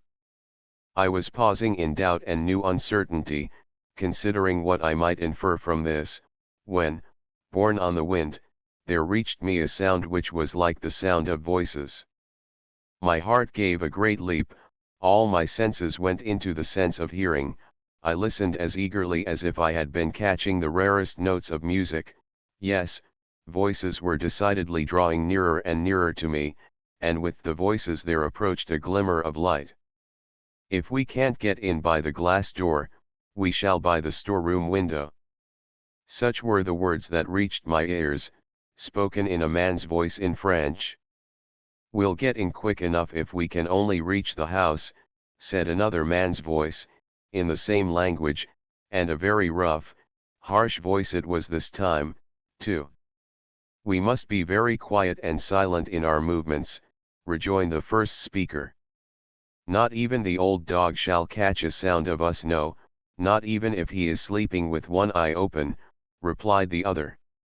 There must be a house, then, close in this neighborhood, I thought, and this must be the way up to it, and surely, and now a great terror seized me, these must be burglars who are going to break into it. An agony of fear, worse than any by far that I had experienced on the lonely common, now took possession of me, as I heard the steps of the two men drawing nearer and nearer.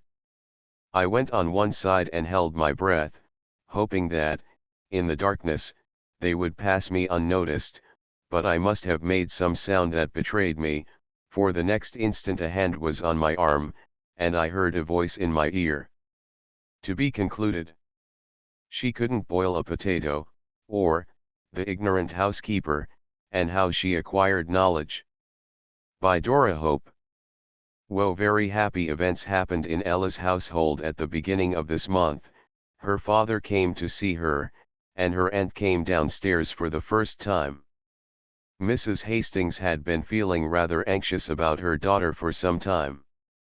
The young housekeeper had had a good deal of worry and anxiety, and her letters had quite unconsciously betrayed the fact that she felt in low spirits. Her depression soon disappeared, however, when her father came, and his strong common sense and masculine way of ignoring the little trials of housekeeping were as good a tonic to her mind as the sharp walks he took her were invigorating to her body. Thinking her looking pale and languid, Mr. Hastings inquired as to her daily exercise, and found that on many days she did not go out at all, except to feed the fowls, or gather a few flowers from the garden, as her household duties took her so long that she felt she had no time for walks. Mr. Hastings considered that this quite explained her want of color and appetite, and insisted that it must be altered. In vain Ella pleaded that it was impossible for her to go out always, and would be still more so when the nurse left.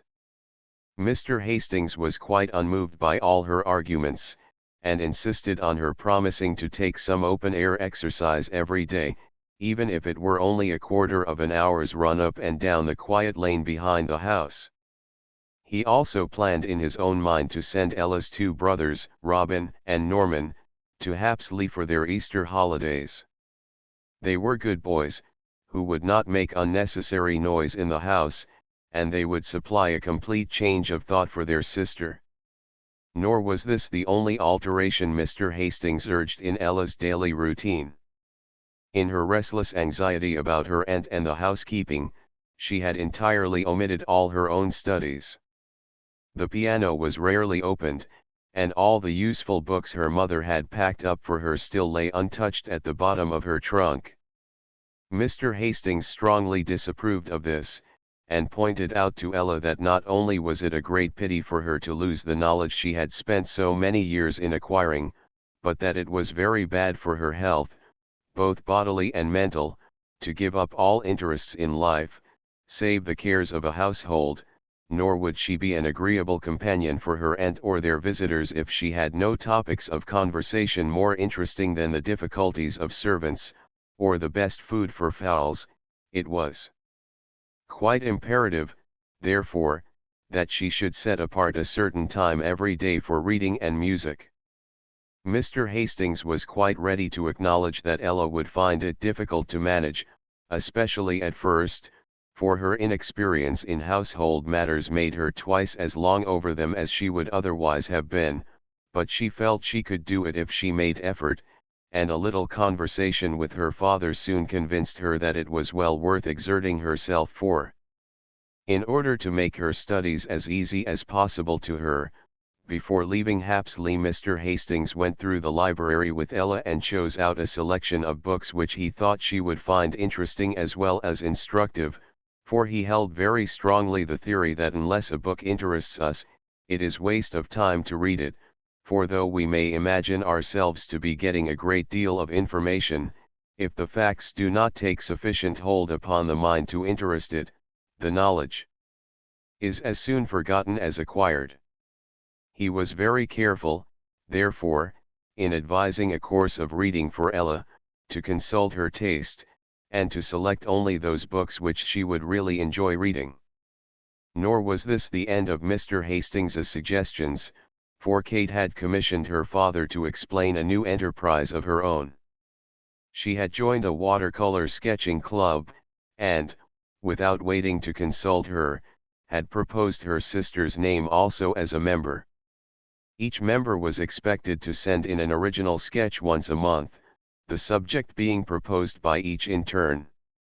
The sketches having all been sent in to the secretary, they were then submitted to a professional artist, who put his initials on the back of the one he considered the best, and wrote a short criticism on each. The portfolio was then sent the round of the members, who each in the same way marked the one they liked best.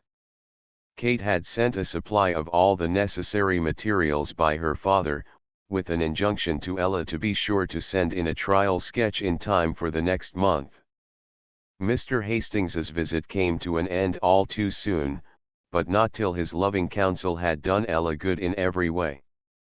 His experience smoothed over all her difficulties with an ease which seemed to her almost marvelous, while she was encouraged to fresh exertions by the unstinted praise he gave her for the manner in which she fulfilled the duties of hostess. To Ella's surprise, when her aunt heard of these new schemes for study, she took a deep interest in them, and suggested that Ella should read her instructive books aloud to her. The fresh subjects of interest quite roused the invalid, and Ella had the great satisfaction of finding that the little mental stimulus they produced not only helped to soothe the irritability and restlessness which troubled her, but that as the mind naturally reacts upon the body, she was actually better in health for it, while, for her own part, Ella found that her aunt's sharp intelligent remarks often cleared up points which would otherwise have been a difficulty to her. In the sketching, too, her aunt took a great interest, and once, when Ella was lamenting over an effect she could not catch, abruptly asked why she did not get Mr. Dudley to help her. Ella felt shy of asking him, but shyness had no chance of thriving in her aunt's presence, and Sarah was dispatched to ask if he would have half an hour to spare that afternoon.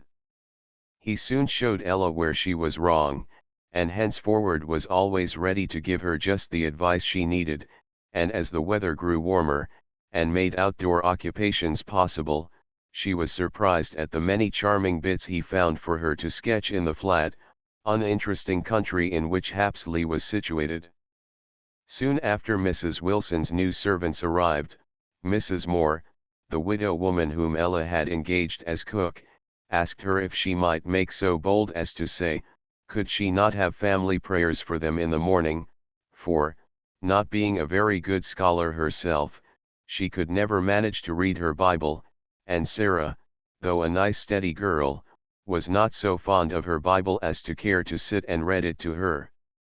Ella was a good deal dismayed at this suggestion, but promised to think it over and consult her aunt.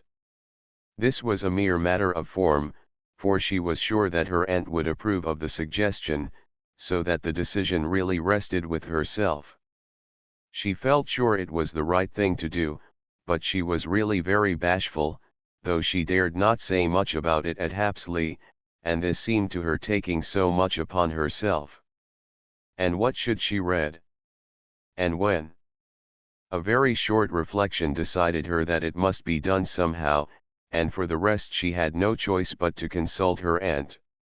Mrs. Wilson warmly approved of the idea, but seriously added to Ellen's discomfiture by remarking, "You had better begin tomorrow, my dear.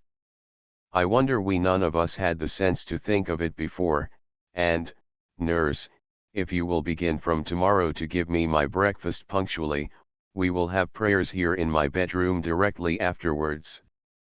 Yes, my dear, she went on, in reply to an exclamation of dismay which Ella could not altogether repress. It is so long since I have attended a service I feel a perfect heathen, and need to be read to quite as much as Mrs. Moore. And having once taken the idea into her head, nothing would induce Mrs. Wilson to give it up, though, on nurse's advice, she agreed that they should meet in the evening instead of the morning, as being a more convenient time for an invalid. Mrs. Wilson had 1 or 2 books of prayers in the house, but as they were old and most of them rather too long, she told Ella to look through the books beforehand, and select a prayer each day, marking with a pencil which portions to omit. At the same time she talked over with her the most suitable portions of the Bible to select for reading. You know, Ella, that, as St. Paul tells us, the whole Bible is given us for our instruction, yet some portions are not easily understood unless a rather long passage is read at a time, and as that cannot be managed at daily prayers, it needs care to choose a portion which gives a complete thought in a small compass, so that those who, like Mrs. Moore, get no other reading during the day, have something definite to carry away with them.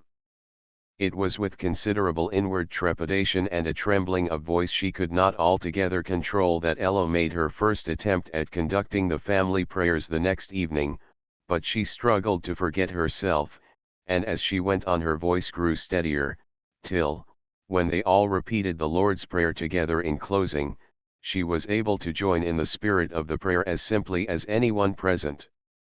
It was with sincere pleasure that, a few days afterwards, Ella helped her aunt downstairs for the first time, but her delight that her patient had advanced so far towards recovery was mingled with a certain amount of nervousness lest she should find anything to disapprove of in the rooms, which she had not seen since she was first taken ill. For several days the servants had been expending a good deal of hard work on polishing the furniture and rearranging all the ornaments of the sitting rooms, and Ella had exercised all her skill in arranging flowers to make the rooms look bright to welcome the invalid, so that Mrs. Wilson could not but be pleased, and she expressed her approval with a warmth which greatly gratified Ella, and which sent Sarah into the kitchen with a beaming face to tell Mrs. Moore that Mrs. do seem pleased.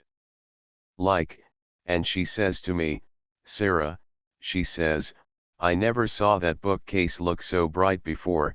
Why, you must have got a patent polisher. This well-earned praise was very gratifying to all the household, and spurred them on to fresh exertions. Ella's interests just now were chiefly centered in the fowls. She took the greatest care of the sitting hens, and brought her aunt each day a minute report of their welfare. When the time drew near for the chickens to appear, her eagerness became so great that she would have disturbed them a dozen times in the day to see how they were getting on but for the exhortations of her aunt. The hens were allowed to remain on the nests the whole of the day before the chickens were due, but were well fed, and had a plentiful supply of water given them. When the day for hatching came, Mrs. Moore refused to go near the nests till late in the afternoon, but at last when she and Ella approached them very quietly, so as not to disturb the hens, a gentle peeping sound announced that some chickens had already broken their way into the outer world. They found, indeed, that one hen had hatched all her chickens, but the other had still 2 eggs unbroken. Mrs. Moore removed the hen which had finished her work, and while Ella went into ecstasies over the fluffy round balls, she made the mother dust herself well with the ashes sprinkled about, and then escort her lively children to a clean new nest, while the old one was burnt and the box which had contained it was put into the open air to sweeten. The mother hen was given a good meal of barley and plenty of water, but no food was given to the chickens. In answer to Ella's remonstrances, Mrs. Moore explained that chickens need no food for from 12 to 24 hours after they are hatched, and, indeed, are much better without anything. Mrs. Moore then brought a basin of warm water, heated to 105 degrees, and placing it near the other nest, deftly removed the two still unhatched eggs without disturbing the hen, and put them in the water. In a few minutes one of the eggs began to bob about in a curious manner, whereupon Mrs. Moore took it out and returned it to the hen. The other one remaining still, she held it close to Ella's ear, and shook it for her to hear the fluid contents shaking about, proving that the egg was useless. The shells of the hatched eggs were then removed, and Ella was much interested in noticing that the two ends of each shell had been laid one inside the other, so as to take up the least possible space, but Mrs. Moore could not answer her questions as to whether it is the chicken or the hen who does this, whether it is done deliberately, or as the result of the chicken's struggles to free itself from the shell. The next morning the last egg was hatched, and the two hen wives congratulated each other on having 15 eggs hatched out of 16 set. For the first day or two the chickens were fed on hard-boiled eggs, chopped up and mixed with breadcrumbs or oatmeal, and for a time they needed such constant feeding that Ella's generous mind was quite satisfied, and the chickens soon knew her so well that when she appeared they would come running to meet her, and flutter up all over her dress and into her lap. The hens were put into coops and brought into the garden, and as long as they were too young to do mischief, the chickens were left loose to run about where they liked near the mother's coop. It was in the midst of these cares and pleasures that Ella's two brothers, Robin and Norman, came for their 10 days' visit.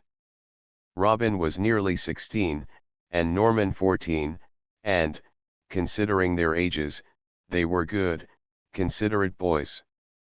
For the first night and day after their arrival they were extremely subdued, and afraid of disturbing their aunt, but this unnatural quietness soon wore off, and Ella found her powers of mind and body fully exercised in supplying them with amusements which would not excite or tire her aunt too much. Happily the weather was fine, and the boys delighted in long excursions into the country after mythical rare ferns, herons' nests, or other treasures. Frequently Ella went with them, and she told Mrs. Moberly, much to that lady's amusement, that they made her feel like a child again.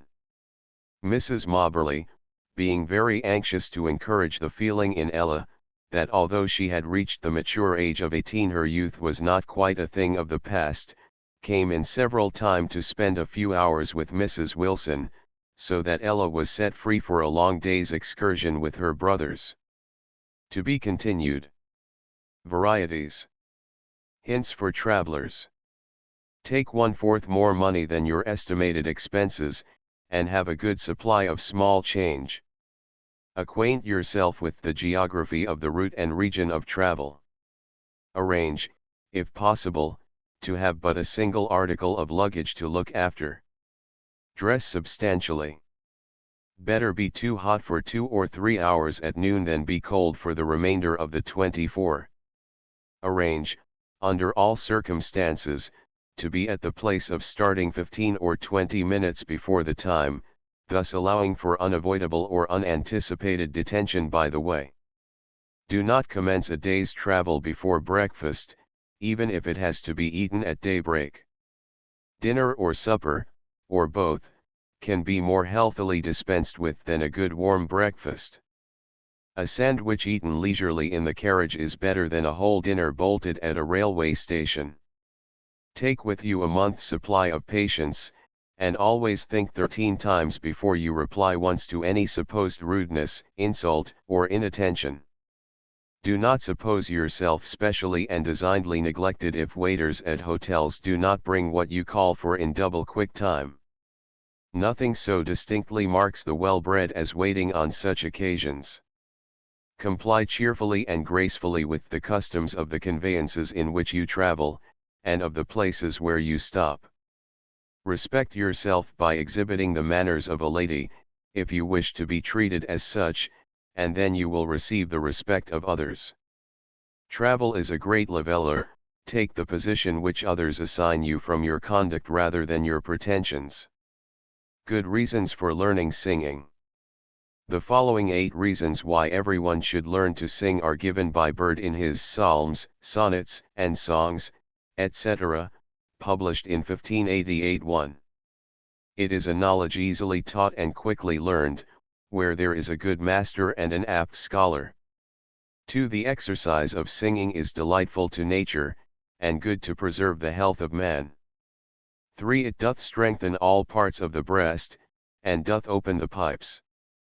4. It is a singularly good remedy for a stuttering and stammering in the speech. 5. It is the best means to procure a perfect pronunciation and to make a good orator. 6. It is the only way to know where nature has bestowed a good voice, and in many that excellent gift is lost because they want art to express nature. 7. There is not any music of instruments whatsoever comparable to that which is made of the voices of men, where the voices are good, and the same well sorted and ordered. 8. The better the voice is, the meeter it is to honor and serve God therewith, and the voice of man is chiefly to be employed to that end. Since singing is so good a thing, I wish all men would learn to sing. An antipathy to cats. People who have a strong antipathy to cats detect their presence by the odor, in circumstances which would be thought impossible. A lady in my study, one day, suddenly remarked, "There is a cat in the room." On my assuring her there was none, she replied, "Then there is one in the passage." I went out, to satisfy her. There was no cat in the passage, but on the first landing, looking through the railings, there, sure enough, was the cat. G.H. Lewis. Dr. Zimmermann's daughter. The name of Zimmermann has been familiar to me almost from my first being able to read. In catalogues of libraries, or of books for sale, the last entry is usually Zimmermann on solitude. I do not like solitude, and I always fancied that a book about it must be very dull, so I never knew anything about Zimmermann and his book beyond the title. But I have lately found, in an old book published at York in 1810, an account of Zimmermann's daughter, which I have read with much interest. The title of this book is True Stories and Anecdotes of Young Persons, designed, through the medium of example, to inculcate principles of virtue and piety. In fact, it is a little book of Christian biography, and among the examples of virtuous and pious young persons is the daughter of Dr. Zimmermann. The page is headed, "A Tribute of Paternal Affection," and this tribute proves that, whatever else Dr. Zimmermann may have been, he was a most fond and devoted father. It seems that he lost this only and beloved daughter, a very amiable, accomplished girl, in the summer of 1781, when she was 25 years of age. Here is what her father says of her, a record well worth reproducing for the benefit of others, even now after more than a century has passed. "May I be permitted," says the sorrowing father, "to give a short account of one whose memory I am anxious to preserve? The world was unacquainted with her excellence, she was known to those only whom she has left behind to bewail her loss. Her sole pleasures were those which a retired and virtuous life affords. She was active, always gentle, and compassionate to the miseries of others. Diffident of her own powers, she relied with perfect confidence on the goodness of God, and listened attentively to the precepts of her fond parent. Though naturally timid and reserved, she disclosed the feelings of her soul with all the warmth of filial tenderness. For me she entertained the most ardent affection, and convinced me, not by her professions, but by actions, of her sincerity. Willingly would I have resigned my life to save hers, and I am satisfied she would as willingly have given up her own to preserve mine. One of my greatest pleasures was to please her, and my endeavors for that purpose were most gratefully returned. From her early childhood she had been the victim of ill health, but, though of weak frame of body, and deeply afflicted, she bore her sufferings with steady fortitude and pious resignation to her heavenly Father's will. Soon after our leaving Switzerland for Hanover she fell into a deep decline, which too soon deprived me of the comfort of this beloved child. From the knowledge I had of her constitution, I apprehended that the disorder would prove mortal.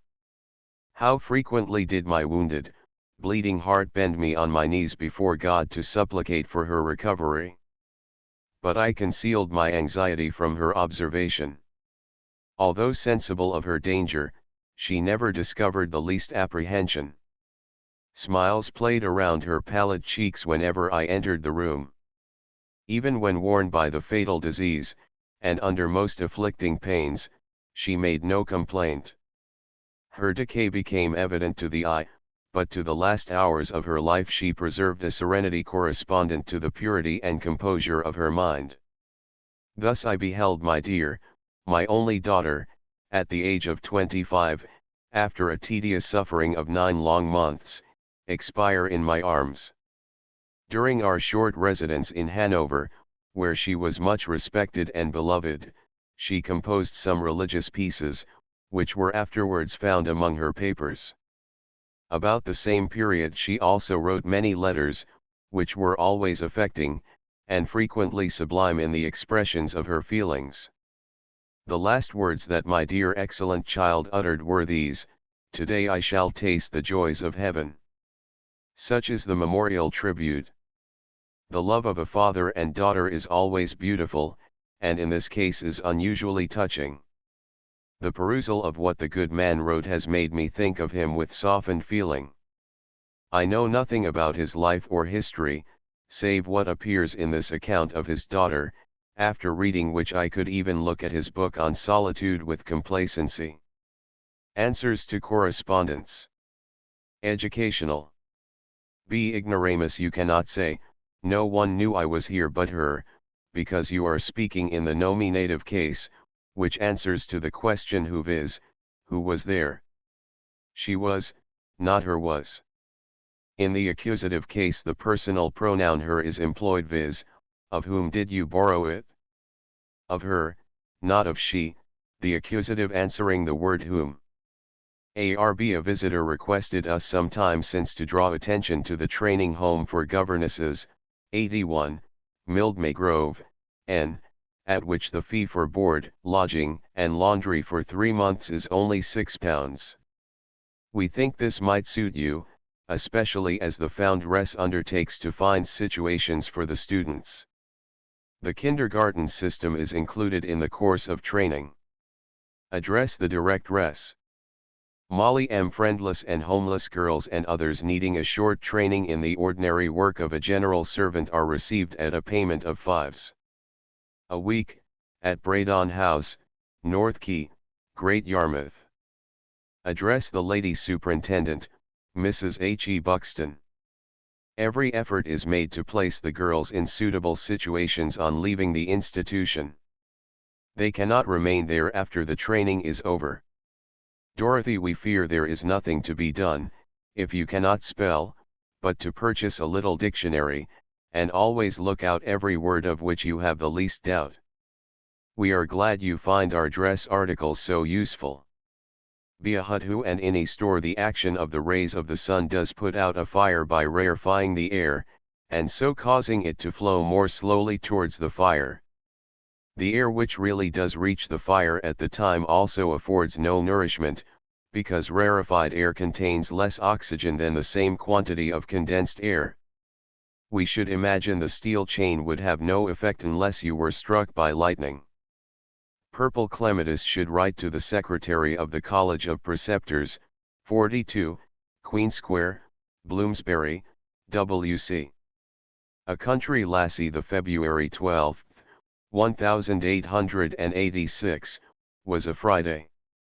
We do not know the school you mention. It is probably a private one.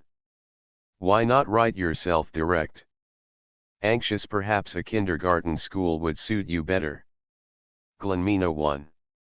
Kinder is one word in German, and garten is another, so the word is kindergarten. 2 Tancredi is an Italian name. The most famous bearer of it was Tancred, son of Marquis Odo the Good, of Sicily, born 1078. He assumed the cross in the First Crusade, 1098, was created Prince of Galilee, and died of a wound at Antioch, 1112. He was a very perfect, gentle knight, and in him was embodied the chivalrous spirit of the Crusades. Fen, Bishop Stortford. There is a good arithmetic society, including algebra, for particulars of which write to Miss Frances Mason, Hon Secretary, care of Mr. Horwood, 62, Green Lanes, London, and French and English correspondence is likewise undertaken by this society. We thank FEN for information respecting her Pledgeton Bible Class Society, to which we gladly draw the attention of our readers. Housekeeping. Violet and Rose put a little turpentine on the spots of paint, or if that be not successful, try benzene colas. Sydney R. We can only advise you to hang curtains between the pillars in your drawing room. With some flowing draperies they will look less stiff. Blue-eyed Berkey hominy porridge would be quite as nutritious as any other, and would provide a change from oatmeal. You could also try polenta, made from Indian meal or maize in the same manner as oatmeal porridge. Irene, it is still the fashion to hang curtains over looking glasses, as you describe. The curtains should match those in the windows or the trimmings of the dressing table. Madge, to take rust from steel ornaments we should advise you to cover them with sweet oil, well rubbed in, and after 48 hours to use finely powdered unslacked lime. Rub in until the rust disappears. FO writes to us to say that spots of mildew on the leather covers of books that have been kept in a damp room may be removed by rubbing them with dry crusts of bread. Devonia has only to set the milk in clean pans for the cream to rise. Once a week is the usual time for churning, and every 2 or 3 days the pans are schemed. The cream need not be sour to churn into butter. Miscellaneous. Jim's darling, your mother should see that the 2 children obey you, and if they need punishment she should inflict it, not you.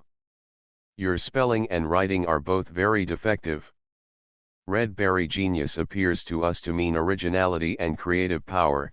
Talent does not imply originality. We generally apply the word to those who ably interpret the ideas and carry out the discoveries of others. Janet Moreton, stopped teeth sometimes last for years if well done. If the stopping should come out, it ought to be at once replaced. Daisy Naomi seems to need a tonic. We advise her to read the articles by Medicus. Cod liver oil would probably be of service to her. Naomi needs a doctor's advice as to her digestion. Alice and Mabel Nigel is pronounced as it is spelt, the last syllable as the first in gelatine. KMW is anxious that others who, like herself, have lost their voices, should know how much she has benefited from the treatment by the electric battery, which she obtained at St. Thomas's Hospital. She hopes not only to recover her voice completely for speaking, but also for singing. Mona, the lines, break, break, break. On thy cold grey stones, O sea, are by Lord Tennyson. They have been several times set to music, and you can obtain the songs at any music sellers. Fair Rosamond, when you first observed that the strange man made a habit of occupying the same seat as yourself, you should have gone elsewhere. Now you have habitually sanctioned the liberty he took, seeing you without a chaperone or companion, and this has made your case difficult. You can only say that you acted indiscreetly in the first instance in allowing yourself to be drawn into conversing with a perfect stranger, and that you regret that you must withdraw from further intercourse, unless properly introduced and suitable references be given. Even were he thoroughly respectable, he may be in no position to pay his addresses to you in point of fortune. 4 maidens, young ladies in England, have their names put on their mothers' visiting cards, unless under peculiar circumstances. If they have no mother, their names would appear together, i.e., Miss Smith, Miss Belinda Smith.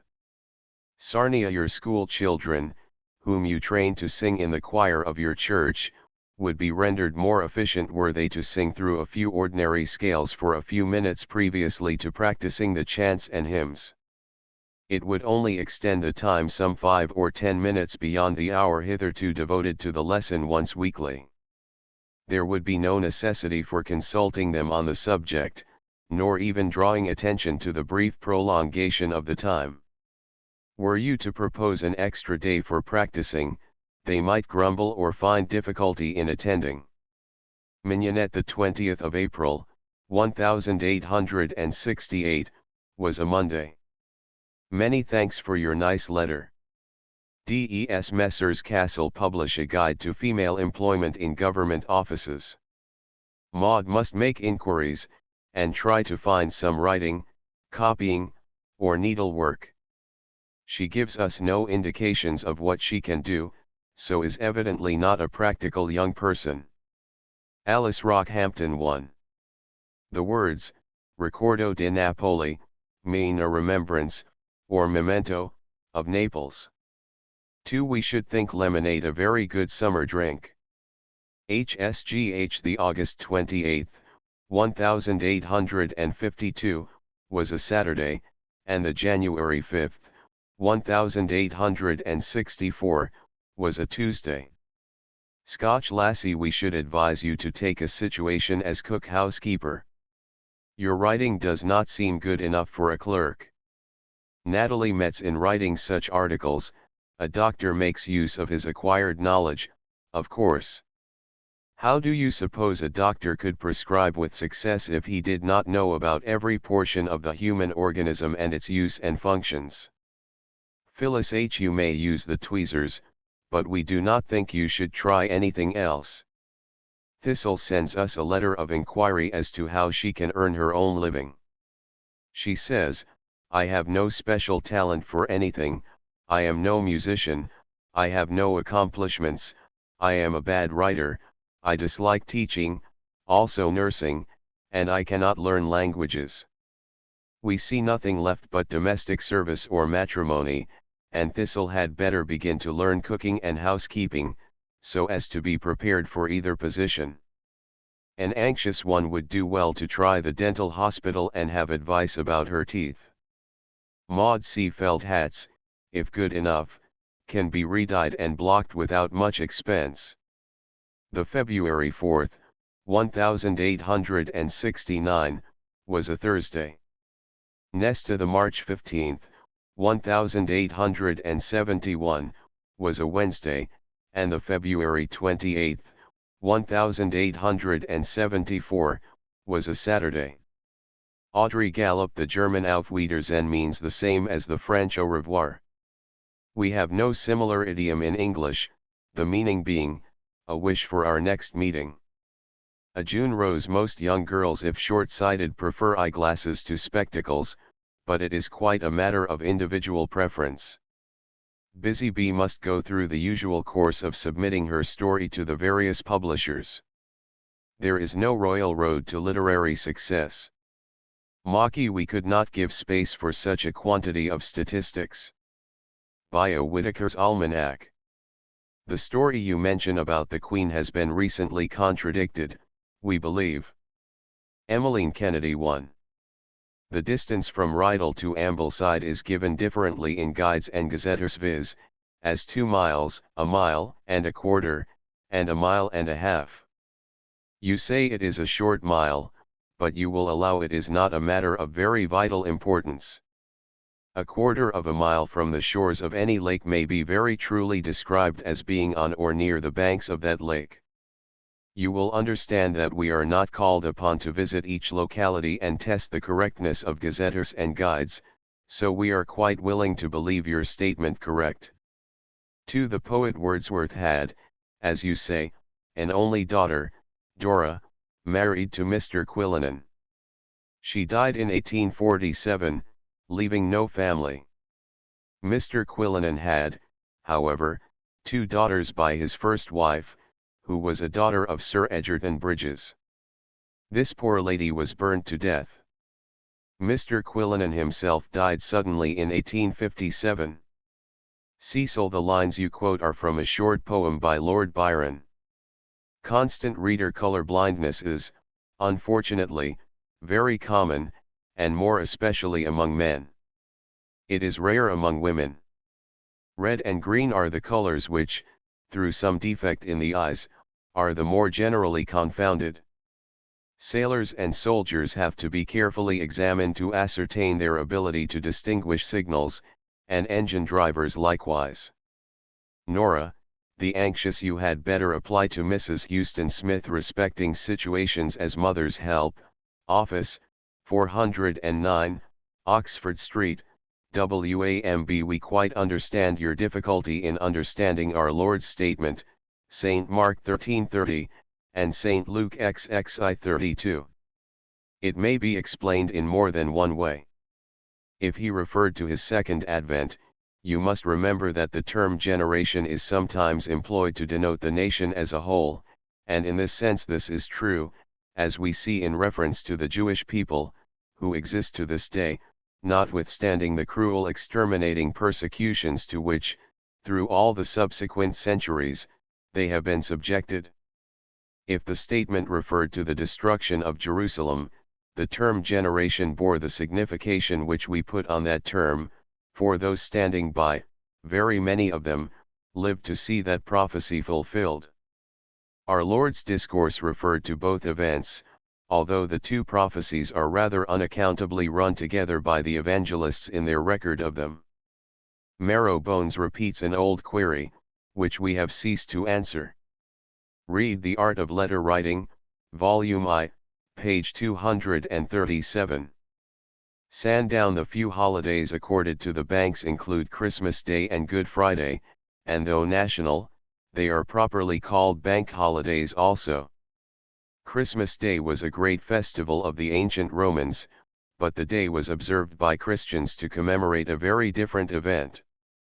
Sarah, the man who made use of such an expression as that to which you refer, is certainly very profane, and wanting in the feelings of a gentleman towards those in whose presence he spoke.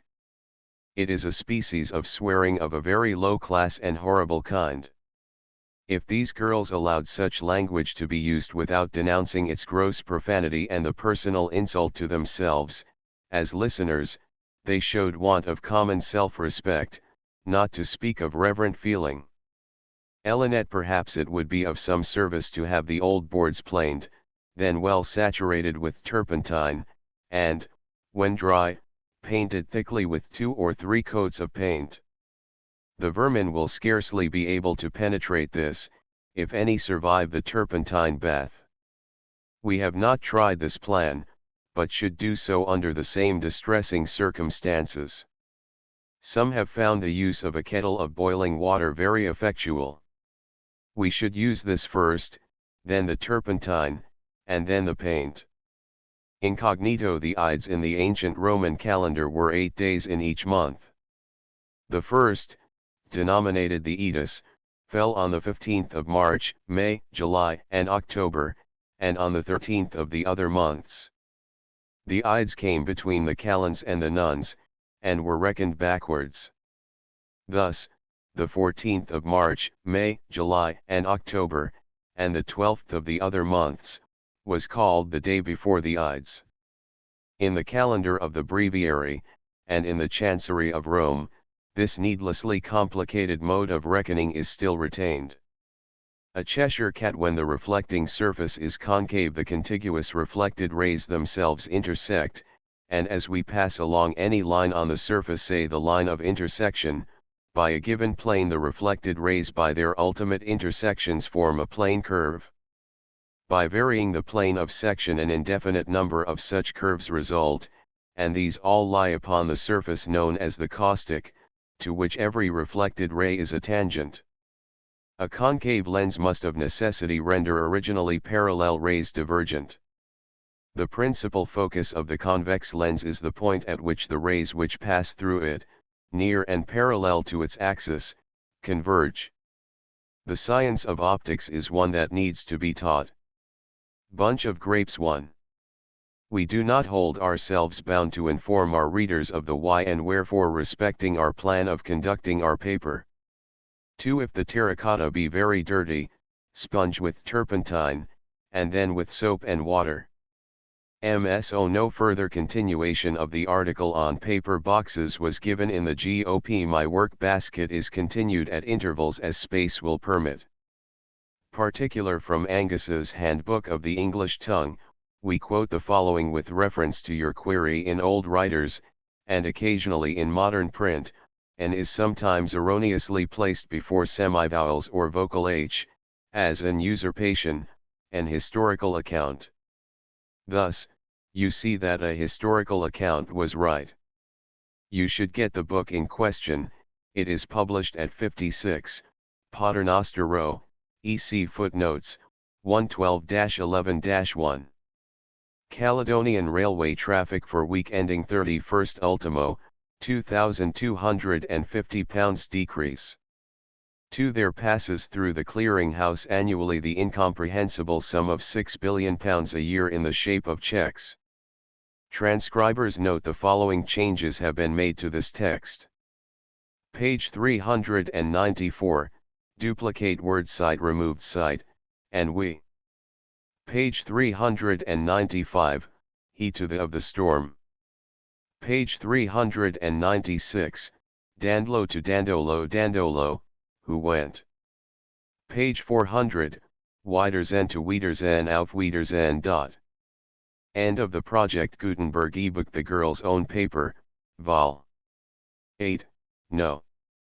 377, March 19, 1887. Updated editions will replace the previous one. The old editions will be renamed.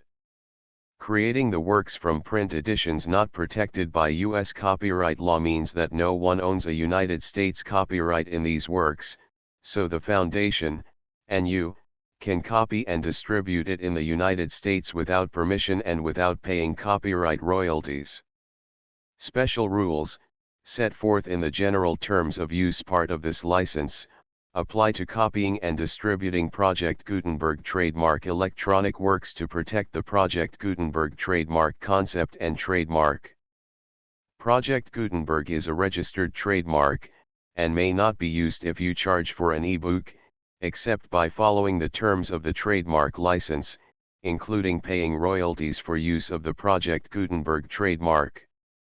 If you do not charge anything for copies of this ebook, complying with the trademark license is very easy.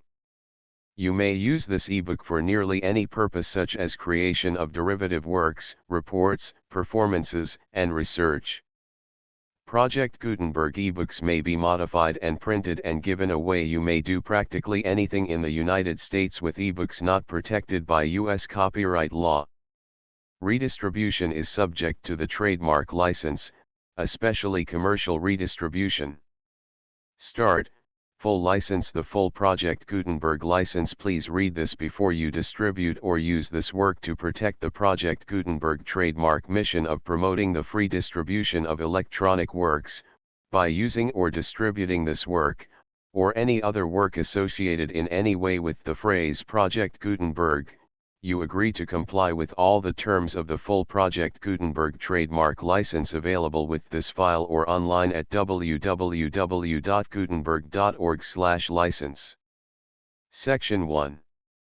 General Terms of Use and Redistributing Project Gutenberg Trademark Electronic Works 1.a. By reading or using any part of this Project Gutenberg trademark electronic work, you indicate that you have read, understand, agree to and accept all the terms of this license and intellectual property, trademark/copyright, agreement. If you do not agree to abide by all the terms of this agreement, you must cease using and return or destroy all copies of Project Gutenberg trademark electronic works in your possession. If you paid a fee for obtaining a copy of or access to a Project Gutenberg trademark electronic work and you do not agree to be bound by the terms of this agreement, you may obtain a refund from the person or entity to whom you paid the fee as set forth in paragraph 1.e.8. 1.b. Project Gutenberg is a registered trademark. It may only be used on or associated in any way with an electronic work by people who agree to be bound by the terms of this agreement. There are a few things that you can do with most Project Gutenberg trademark electronic works even without complying with the full terms of this agreement. See paragraph 1.c below. There are a lot of things you can do with Project Gutenberg trademark electronic works if you follow the terms of this agreement and help preserve free future access to Project Gutenberg trademark electronic works. See paragraph 1.e below. 1.c. The Project Gutenberg Literary Archive Foundation, the foundation or PGLOF, owns a compilation copyright in the collection of Project Gutenberg trademark electronic works. Nearly all the individual works in the collection are in the public domain in the United States. If an individual work is unprotected by copyright law in the United States and you are located in the United States, we do not claim a right to prevent you from copying, distributing, performing, displaying, or creating derivative works based on the work as long as all references to Project Gutenberg are removed. Of course, we hope that you will support the Project Gutenberg trademark mission of promoting free access to electronic works by freely sharing Project Gutenberg trademark works in compliance with the terms of this agreement for keeping the Project Gutenberg trademark name associated with the work. You can easily comply with the terms of this agreement by keeping this work in the same format with its attached full Project Gutenberg trademark license when you share it without charge with others. 1.d. The copyright laws of the place where you are located also govern what you can do with this work. Copyright laws in most countries are in a constant state of change. If you are outside the United States, check the laws of your country in addition to the terms of this agreement before downloading, copying, displaying, performing, distributing or creating derivative works based on this work or any other Project Gutenberg trademark work. The Foundation makes no representations concerning the copyright status of any work in any country other than the United States. 1.e. Unless you have removed all references to Project Gutenberg, 1.e.1. The following sentence, with active links to, or other immediate access to, the full Project Gutenberg trademark license must appear prominently whenever any copy of a Project Gutenberg trademark work, any work on which the phrase Project Gutenberg appears, or with which the phrase Project Gutenberg is associated, is accessed, displayed, performed, viewed, copied or distributed. This ebook is for the use of anyone anywhere in the United States and most other parts of the world at no cost and with almost no restrictions whatsoever. You may copy it, give it away or reuse it under the terms of the Project Gutenberg license included with this ebook or online at www.gutenberg.org. If you are not located in the United States, you will have to check the laws of the country where you are located before using this ebook. 1.e.2. If an individual Project Gutenberg trademark electronic work is derived from texts not protected by U.S. copyright law, does not contain a notice indicating that it is posted with permission of the copyright holder, the work can be copied and distributed to anyone in the United States without paying any fees or charges. If you are redistributing or providing access to a work with the phrase Project Gutenberg associated with or appearing on the work, you must comply either with the requirements of paragraphs 1.e.1 through 1.e.7 or obtain permission for the use of the work and the Project Gutenberg trademark as set forth in paragraphs 1.e.8 or 1.e.9. 1.e.3. If an individual Project Gutenberg trademark electronic work is posted with the permission of the copyright holder, your use and distribution must comply with both paragraphs 1.e.1 through 1.e.7 and any additional terms imposed by the copyright holder. Additional terms will be linked to the Project Gutenberg trademark license for all works posted with the permission of the copyright holder found at the beginning of this work. 1.e.4. Do not unlink or detach or remove the full Project Gutenberg trademark license terms from this work, or any files containing a part of this work or any other work associated with Project Gutenberg trademark. 1.e.5. Do not copy, display, perform, distribute or redistribute this electronic work, or any part of this electronic work, without prominently displaying the sentence set forth in paragraph 1.e.1 with active links or immediate access to the full terms of the Project Gutenberg trademark license. 1.e.6. You may convert to and distribute this work in any binary, compressed, marked up, non-proprietary or proprietary form, including any word processing or hypertext form. However, if you provide access to or distribute copies of a Project Gutenberg trademark work in a format other than plain vanilla ASCII or other format used in the official version posted on the official Project Gutenberg trademark website, www.gutenberg.org, you must, at no additional cost, fee, or expense to the user, provide a copy, a means of exporting a copy, or a means of obtaining a copy upon request, of the work in its original plain vanilla ASCII or other form. Any alternate format must include the full Project Gutenberg trademark license as specified in paragraph 1.e.1. 1.e.7. Do not charge a fee for access to, viewing, displaying, performing, copying or distributing any Project Gutenberg trademark works unless you comply with paragraph 1.e.8 or 1.e.9.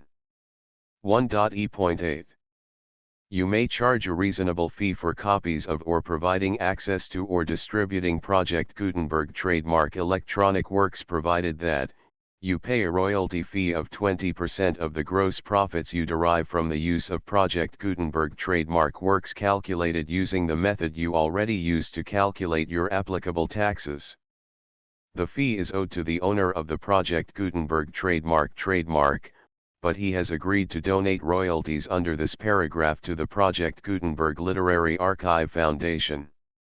Royalty payments must be paid within 60 days following each date on which you prepare, or are legally required to prepare, your periodic tax returns. Royalty payments should be clearly marked as such and sent to the Project Gutenberg Literary Archive Foundation at the address specified in Section 4, Information about donations to the Project Gutenberg Literary Archive Foundation. You provide a full refund of any money paid by a user who notifies you in writing, or by email, within 30 days of receipt that he does not agree to the terms of the full Project Gutenberg trademark license. You must require such a user to return or destroy all copies of the works possessed in a physical medium and discontinue all use of and all access to other copies of Project Gutenberg trademark works. You provide, in accordance with paragraph 1.f.3, a full refund of any money paid for a work or a replacement copy, if a defect in the electronic work is discovered and reported to you within 90 days of receipt of the work. You comply with all other terms of this agreement for free distribution of Project Gutenberg trademark works. 1.e.9. If you wish to charge a fee or distribute a Project Gutenberg trademark electronic work or group of works on different terms than are set forth in this agreement, you must obtain permission in writing from the Project Gutenberg Literary Archive Foundation, the manager of the Project Gutenberg trademark. Contact the Foundation as set forth in Section 3 below. 1.f.1.f.1. Project Gutenberg volunteers and employees expend considerable effort to identify, do copyright research on, transcribe and proofread works not protected by U.S. copyright law in creating the Project Gutenberg trademark collection. Despite these efforts, Project Gutenberg trademark electronic works, and the medium on which they may be stored, may contain defects, such as, but not limited to, incomplete, inaccurate or corrupt data, transcription errors, a copyright or other intellectual property infringement, a defective or damaged disk or other medium, a computer virus, or computer codes that damage or cannot be read by your equipment. 1.f.2. Limited warranty, disclaimer of damages, except for the right of replacement or refund described in paragraph 1.f.3, the Project Gutenberg Literary Archive Foundation, the owner of the Project Gutenberg trademark, and any other party distributing a Project Gutenberg trademark electronic work under this agreement, disclaim all liability to you for damages, costs, and expenses, including legal fees. You agree that you have no remedies for negligence, strict liability, breach of warranty or breach of contract except those provided in paragraph 1.f.3. You agree that the foundation, the trademark owner, and any distributor under this agreement will not be liable to you for actual, direct, indirect, consequential, punitive, or incidental damages even if you give notice of the possibility of such damage. 1.f.3. Limited right of replacement or refund. If you discover a defect in this electronic work within 90 days of receiving it, you can receive a refund of the money, if any, you paid for it by sending a written explanation to the person you received the work from. If you received the work on a physical medium, you must return the medium with your written explanation. The person or entity that provided you with the defective work may elect to provide a replacement copy in lieu of a refund. If you received the work electronically, the person or entity providing it to you may choose to give you a second opportunity to receive the work electronically in lieu of a refund. If the second copy is also defective, you may demand a refund in writing without further opportunities to fix the problem. 1.f.4. Except for the limited right of replacement or refund set forth in paragraph 1.f.3, this work is provided to you as is, with no other warranties of any kind, express or implied, including but not limited to warranties of merchantability or fitness for any purpose. 1.f.5. Some states do not allow disclaimers of certain implied warranties or the exclusion or limitation of certain types of damages. If any disclaimer or limitation set forth in this agreement violates the law of the state applicable to this agreement, the agreement shall be interpreted to make the maximum disclaimer or limitation permitted by the applicable state law. The invalidity or unenforceability of any provision of this agreement shall not void the remaining provisions. 1.f.6. Indemnity.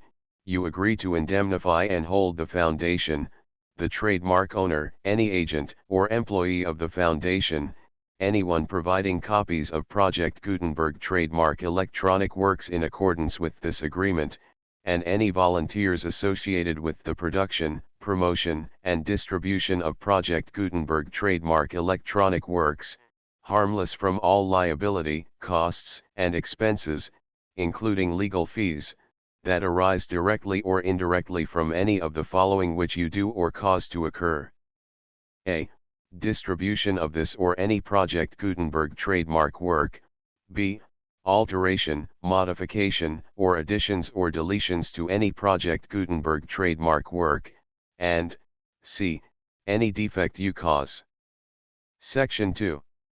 Information about the mission of Project Gutenberg trademark. Project Gutenberg trademark is synonymous with the free distribution of electronic works in formats readable by the widest variety of computers including obsolete, old, middle-aged, and new computers. It exists because of the efforts of hundreds of volunteers and donations from people in all walks of life.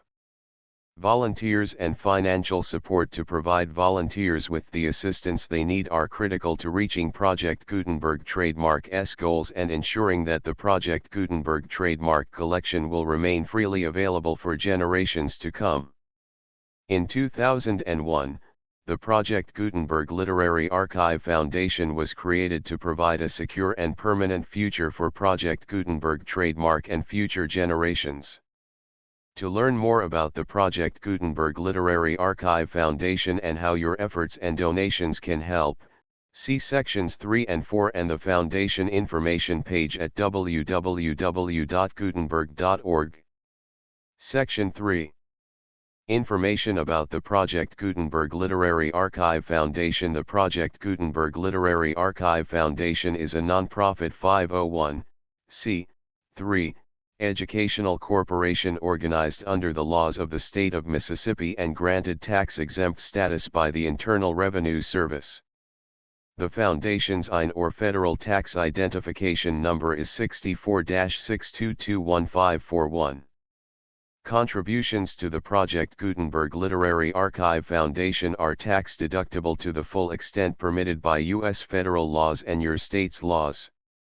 The Foundation's business office is located at 809 North 1500 West, Salt Lake City, Utah 841-16801-596-1887.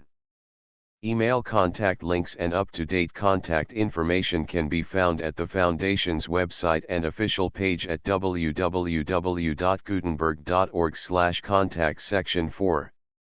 Information about donations to the Project Gutenberg Literary Archive Foundation. Project Gutenberg trademark depends upon and cannot survive without widespread public support and donations to carry out its mission of increasing the number of public domain and licensed works that can be freely distributed in machine-readable form accessible by the widest array of equipment including outdated equipment. Many small donations, $1 to $5,000, are particularly important to maintaining tax-exempt status with the IRS.